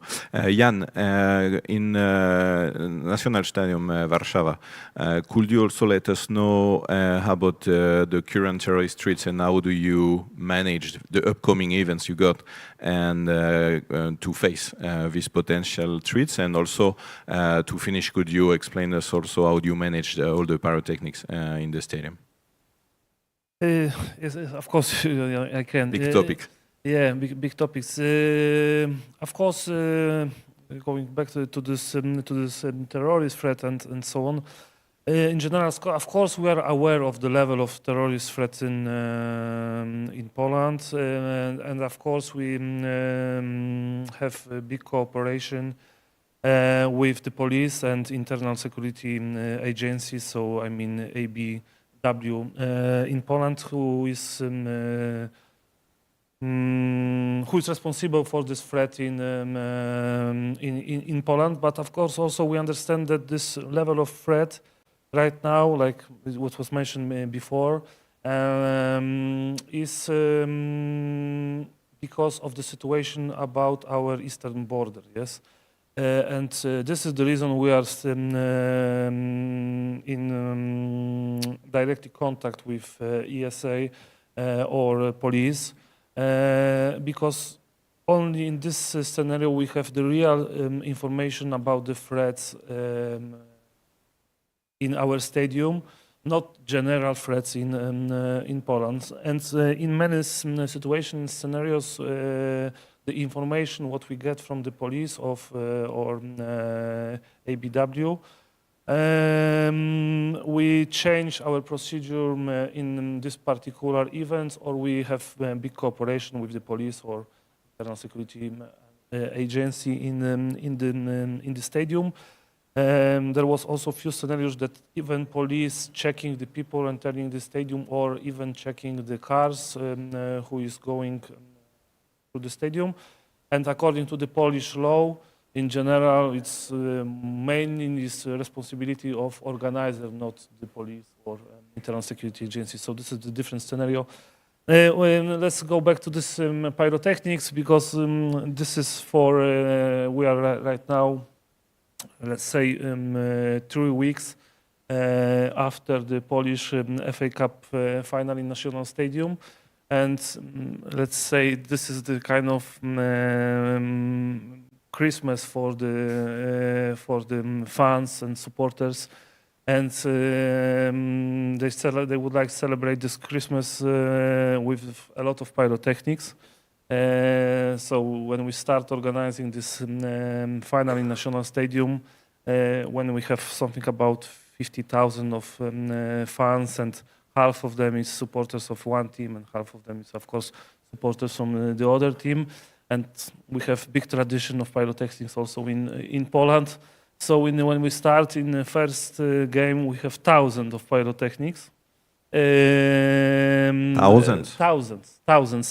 There was one. I remember this because we start to create kind of procedure how we're gonna check the giant flags and people and so on. We start to involve dogs, and of course we create the system also with marching. And there was one final when we only catch 1,500 pyrotechnics during our control, and hundreds of them still was burning at the stands. Right now, with each level, I cannot say I'm satisfied, because I'm never satisfied in this safety and security business. But during, for example, last two cup finals, we have up to 200 of pyrotechnics, but we still,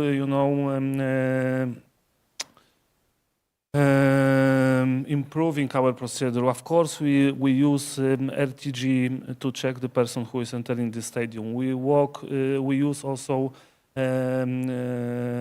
walk through metal detectors, so this kind of gate to check the person who is entering the stadium. We have also big cooperation with the police to choose the person who is going to have really big control. So we have kind of special tent. We send people and make big control back and back, but it is really high level of the control, and we start entering people to the stadium 6 hours before the kickoff. They during last final they start entering 4 hours before, and we almost to the end, the last minutes, we fight to check these numbers of the people of the level we would like to check them. And still we have up to this 200 of the pyrotechnics at the stadium. And also I can say a little bit about the numbers, because this is also what was big troubles and for us in the beginning. For example, medical intervention. When we're talking about the mass events, when you have 60,000 of people, in general, 2 persons go to the hospital. We have 15, 16, for example, up to 20 medical intervention. During the Super Cup final, we have these numbers growing. So we have more than 150 persons who go to the hospital. And not go to the hospital, go to the need medical intervention, and due to the smoke of the pyrotechnic. Yes, it's true. And so this is the reason we start, really fight with this. Of course, this is also our role and responsibility to do it in the correct way, but we'll fight. Okay, really interesting and impressive numbers, disfortunately. Next topic will be really for the persons involved in the project during the case study we've made it. So maybe, Carol, could you tell us what the case study and the exercise we do with you and your stadium has bring you as an added value for your management, or it has opened some new window of reflection to manage the CBRN threat? First, I have to say that exercises and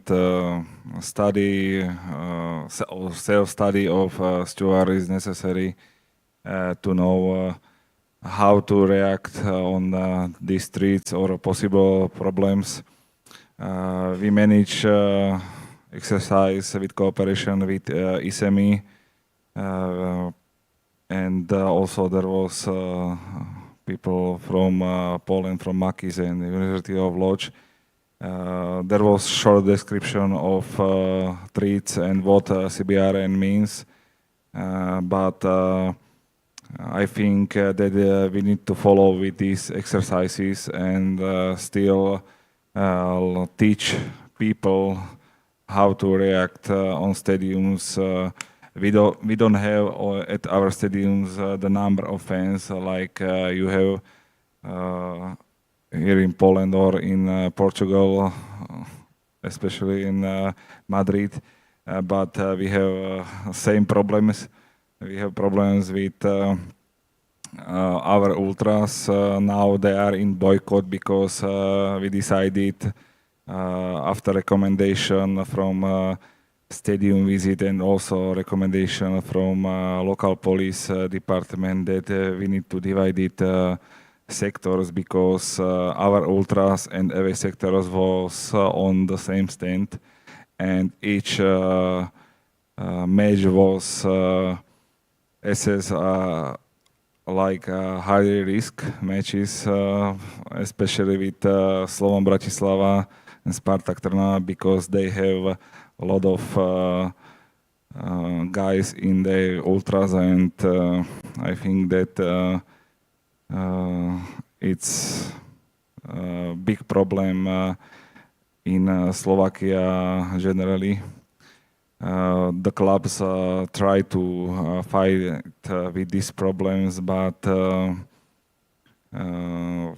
I think, for example, fireworks are supported by coaches, but don't are supported by management. So, like I said in break, now we have less problems because we do not want to pay higher fines, and because we have bigger fines than we have income from tickets. So we are oriented on families, young people, and we try to bring them to our stadium and not to cooperate with ultras. So I think it will be necessary also in Slovakia to make another exercises, because next year we will organize championship, European Championship under 21, and it will be at 8 cities in Slovakia. So I think it will be a big challenge for our FA and also for clubs. Thank you, Karol. Marcin and then Piotr, could you both explain us also, on the point of view of Polish perspective, what has brought to you to participate actively in this project? Okay, so I will focus on 2-3 points. So first of all, without the exercises and the trainings, it's only a paper, yeah? Because once you saw it on this video, this CBRN incident, how complex is to serve to this incident, yeah? I mean the medics, the stewards, policemen, robots, and so on and so on. So when we talk about managing safety at the stadium, one side are the plans, procedures, and this is important, but you have to test it, yeah? And please test it during the exercises instead of real scenario. So this is important from this project, because we as series, we took part in these exercises, and now we feel it's important. The second thing is series is also securing so-called critical infrastructure in Poland. I mean the military objects, power plants, banks, and so on. CBRN threats are universal also to these objects, yes? So I see the huge possibility to transfer this unique knowledge, not only to series, to our other customers. We have 3,000 regular customers, many of them are critical infrastructure, and I'm really glad that our head auditor from our company is here. 4 directors from CERIS are here, yeah? 2 another managers. So this is important for us because we will take this knowledge and we will propose to complete the procedures, the trainings to our customers, not only the Stadia. Yeah? We would like to tell them how important this is. And the last conclusion coming from these 2 points is let's start with something small, yeah, in our environment, in our area. You can start with the audit, security audit. You can complete your procedure thanks to this audit. Training people or security staff is not that expensive as a fire brigade car costing 5 million euros, yes, and so on. But starting with such small points is getting our security on a high level. And this is conclusion, and actually we are doing this already. Soon we will deliver security trainings, which will consist also of this CBRN issue. Thank you. Thank you. Piotr? Thank you. Trudno na końcu mówić i powiedzieć coś mądrego. Difficult to talk at the end and say something really wise after my predecessors, but speaking about the exercises that we had in our facilities, especially this one, in cooperation with municipal police headquarters, police, regional headquarters, and counter-terrorists. Now, I realized, and also other people who manage these facilities realized, that there is still a lot to do ahead of us. These scenarios that we have today are still insufficient in terms of CBRN threats. We need to implement procedures. We have our own protocols for facilities, but they need to be also implemented by organizers of events, clubs, and at least in a small part will make it possible for them to experience what happened during exercises. Great cooperation between the various stakeholders, especially in terms of communication. Obviously, mass events, football games are very special, very, very different fans. Of the essence is infrastructure, of the essence is how security services work, how the information system on the stadium will work. Now, I'd like to mention what I've seen in Polish stadiums, speaking to pyrotechnics and so on. Now, very often fans remain unalerted to public announcements. When I saw the first reactions to automatic fire signals, fire alarm signals, people got up, looked around, they didn't know what was going on.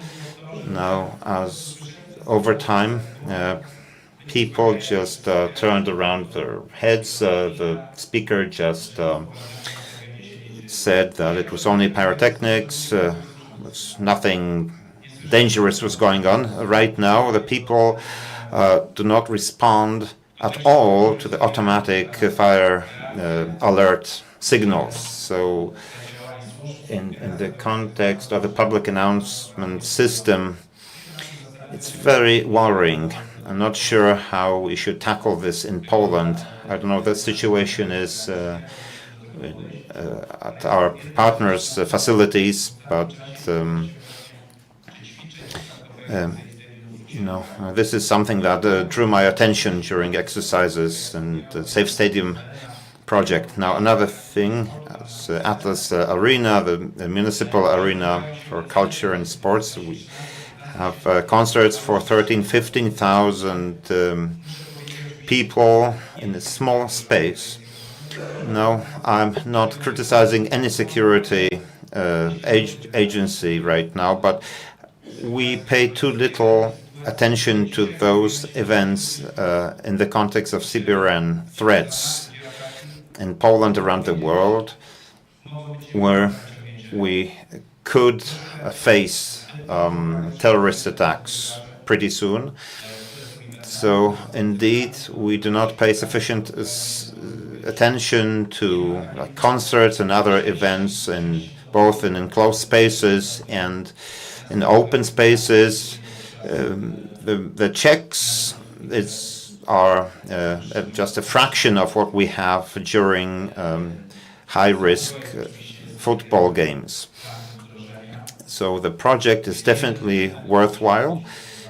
We must be aware of the situation in Poland, especially the legal situation. And the experiences were very valuable, especially via participation in exercises. Indeed, you open up your mind. It's very different from what you read, from what you watch on TV. Practical exercises, very different, show us what we need to brace up for. And we need to have the awareness, we need to realize the threats. We must not pretend we are not affected. This is going on somewhere abroad, but the very awareness of threats is very important. Thank you. That time I understand everything, so that was very interesting. Thank you very much. So right now, to conclude the panel discussion, I'd like every one of you give a final word and just open maybe in the future, how do you see the main threat could be in the future in terms of mass event safety? Could be much more drones, CBRN threats, cyber threats, or something coming outside of the European Union. So, Jan, let's start to give your point of view. Thank you.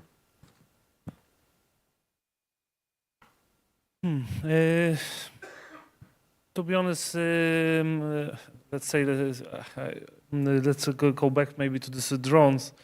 And also to this cup final, because this year we have also this kind of situation scenario that supporters, fans want to use and already did this, use drones to smuggling pyrotechnics through the outside perimeter. So, of course, it's happened also in Poland. Of course, it sounds much more difficult to manage security in Poland than in Spain, to be honest. But I think the problem is growing in Europe, to be honest. Yeah, when of course we're checking the numbers. I think all of us we are checking the numbers and checking what is going on in this business. And to be honest, I think the numbers of problems is growing. Even in the countries who already say that they solved the problem. Yes, sorry for that.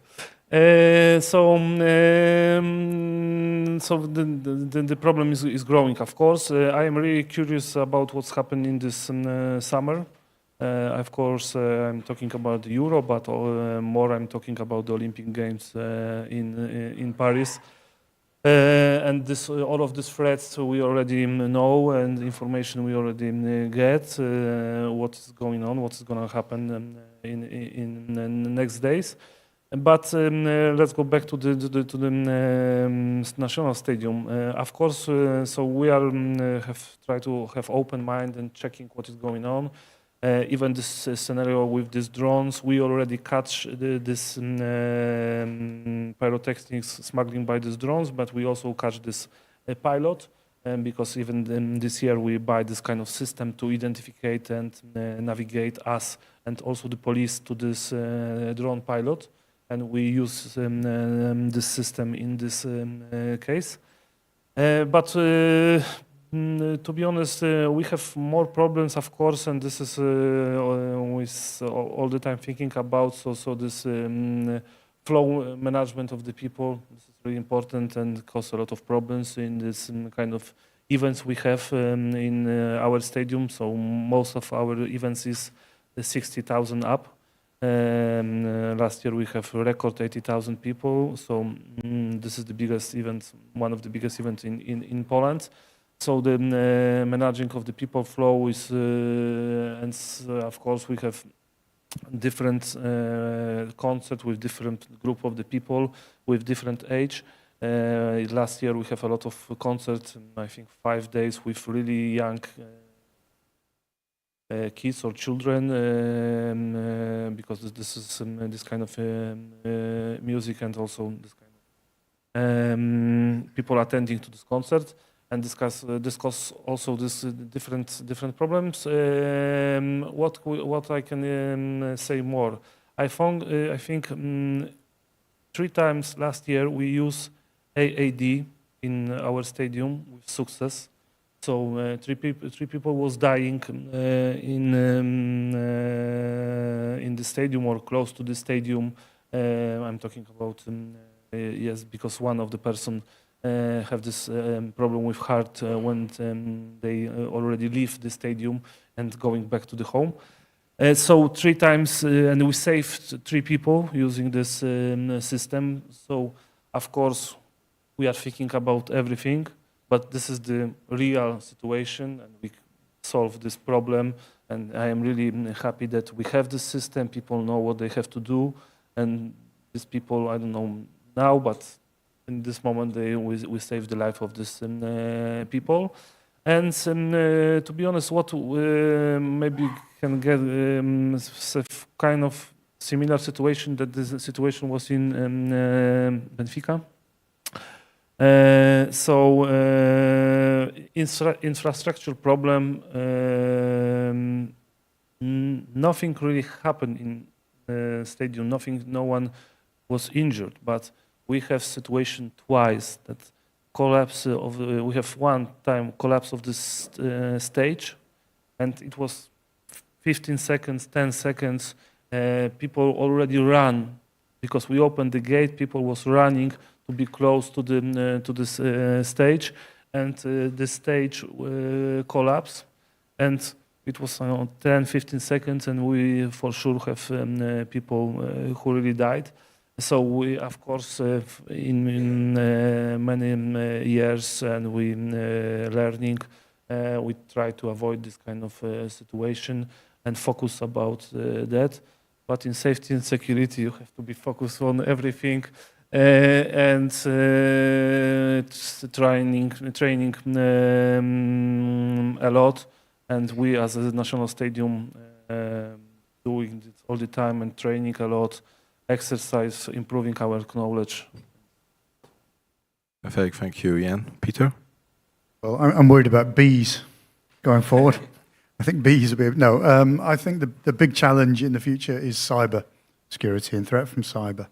It's high impact, it's low cost, it's very easy to weaponize IT systems, which in of themselves can create security problems and threats to health and safety. So I think cyber is a huge issue. And one of the challenges we have, we're running out of time, one of the challenges we have is that we have some safety teams who are very good operators, very good at what they do in keeping everybody safe at football matches.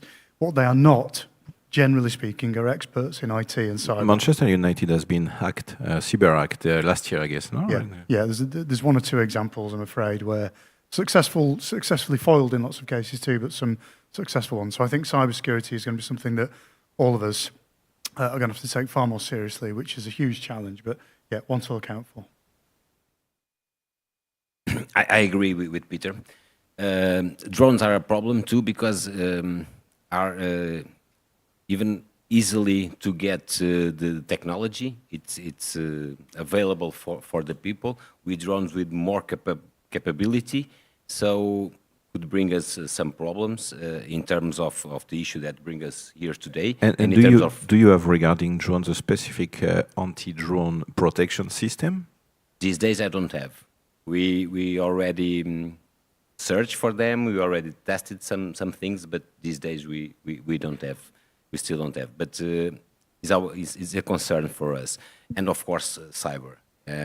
I remembered I think it was in 2017, the WannaCry phenomenon.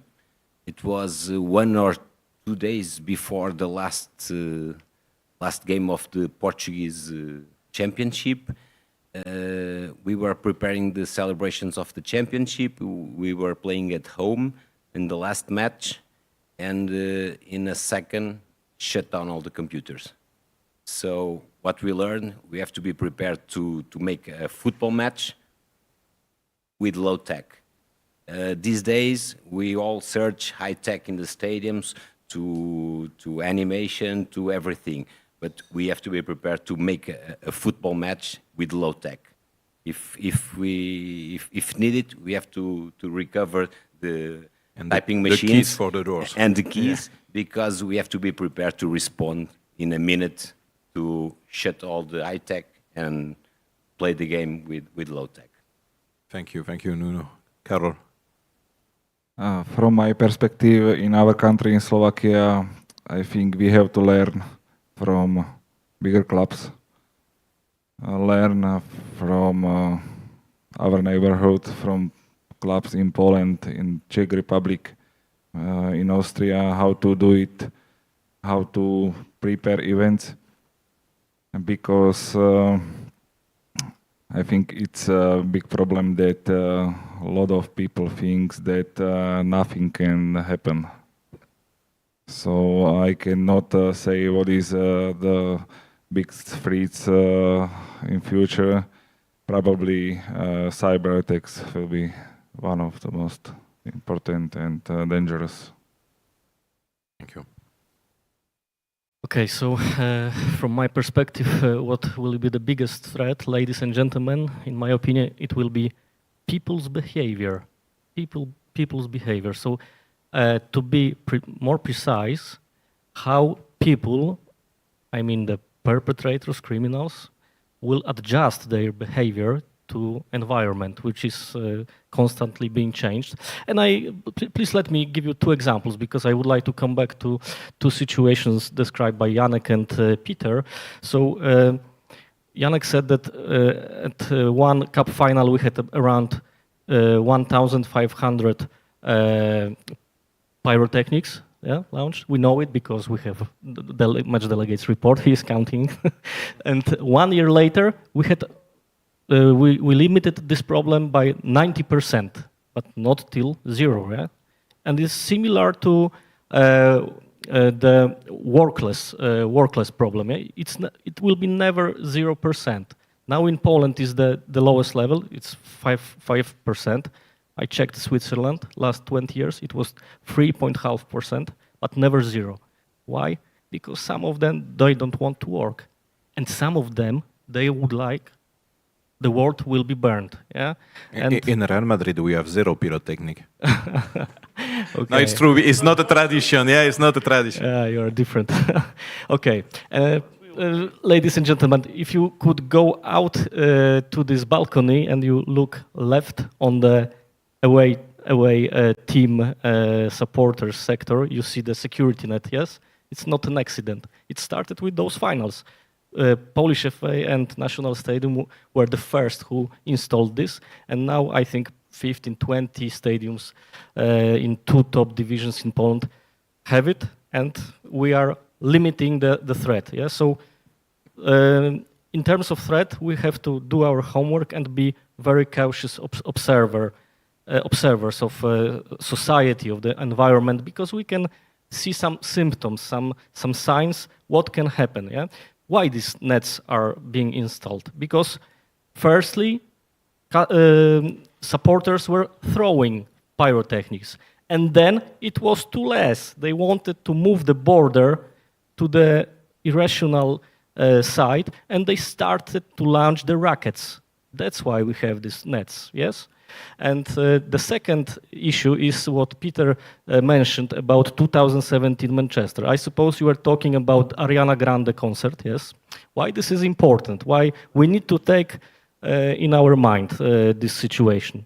It's again about the behavior, perpetrators' behavior. 1.5 year earlier, we had Stade de France, terrorist attack showed by our colleague from United Nations on this slide. And what happened there? The terrorist blew himself outside the stadium. Yes, because once he was in, then the number of killed persons could be 500. But he killed himself. Why? Because regular steward, yeah, he was cautious, stopped him. And now we are coming back to Manchester, 1.5 years later. What the perpetrator did? Did he try to enter the Manchester hall? No, he waited until the crowd is coming back home. And then he blowed himself, and the number of killed persons were over 20, I think. So again, this is how they changed their behavior. That's why we need to observe very cautiously, carefully what's going on, because one day they can come to an idea to use this, yeah, CBRN in their activities. But well, at the end, what's the positive message? We have really responsible people in the clubs in Europe. We know it because under the lead of Professor Frozik, we made that survey which was presented earlier, and many of them are waiting on the information from this project. What can we do? How can we prepare ourselves to respond for these threats? So I think once we do our homework, we cautiously, carefully observe environment, and we will spread this information regarding the project. I think mass events will be on the safe side. Thank you. Carol would like to add something. Real Madrid has a big advantage because you still won the cup, so you will use fireworks on the square in the city. In the city, in the stadium, not. Szanowni Państwo, ja myślę, że ten Ladies and gentlemen, I believe that the catalogue of the threats, of the possible ideas, the ingenuity of terrorists and bandits is inexhaustible. All of us probably have different scenarios in our heads. We have been through different situations, including carrying in pyrotechnics onto stadiums. But we are talking about much more serious threats that CBRN attacks involve, whether it's drones or pyrotechnics or biological food pollution on mass events. There are lots, thousands of possible examples probably. I believe that in our project, we are there to minimize the risks, to get rid of the weak points.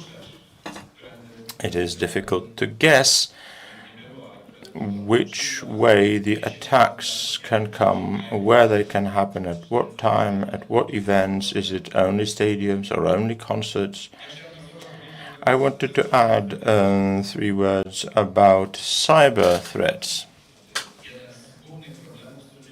This is one of the main problems that we are facing in Poland.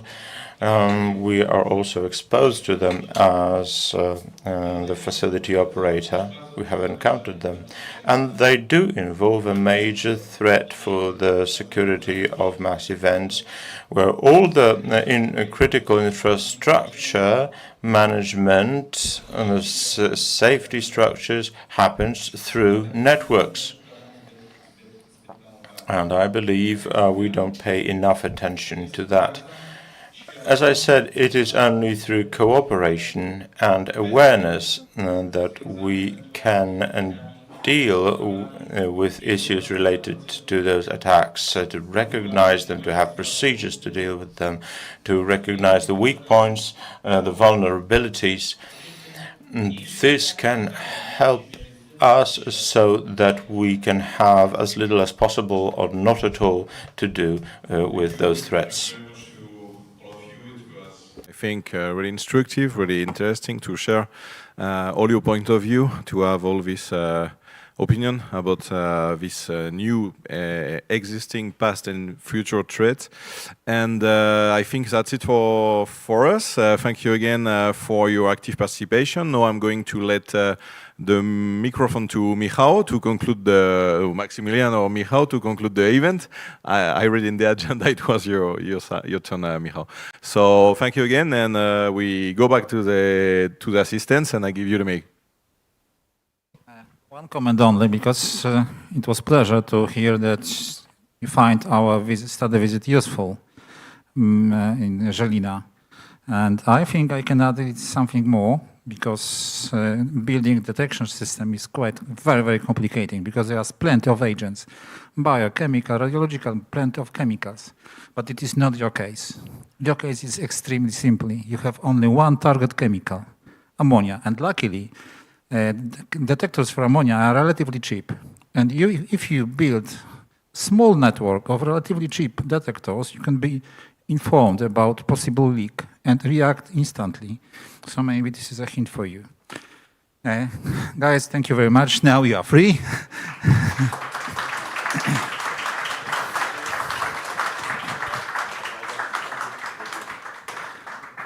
I think it was really a nice panel and very fruitful discussion. Michał, can you summarize together with Karolina, technical coordinator and global coordinator of the project? Floor is yours. Okay. Okay, thank you, Max. And we are at the end of our conference.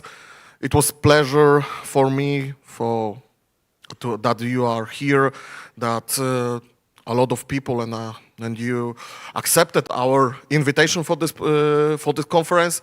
I would like to thank you, all of the participants of this conference, but I would like to thank you to all the partners of the project, because we had 3 years of very extreme work, yes, and sometimes was really extreme, sometimes we had yes, ups and downs, but it was great time for me, and I hope great time for you, and I hope not the last time when we are cooperating.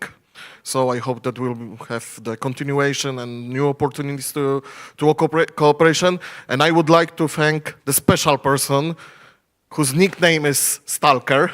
Yes, Karolina.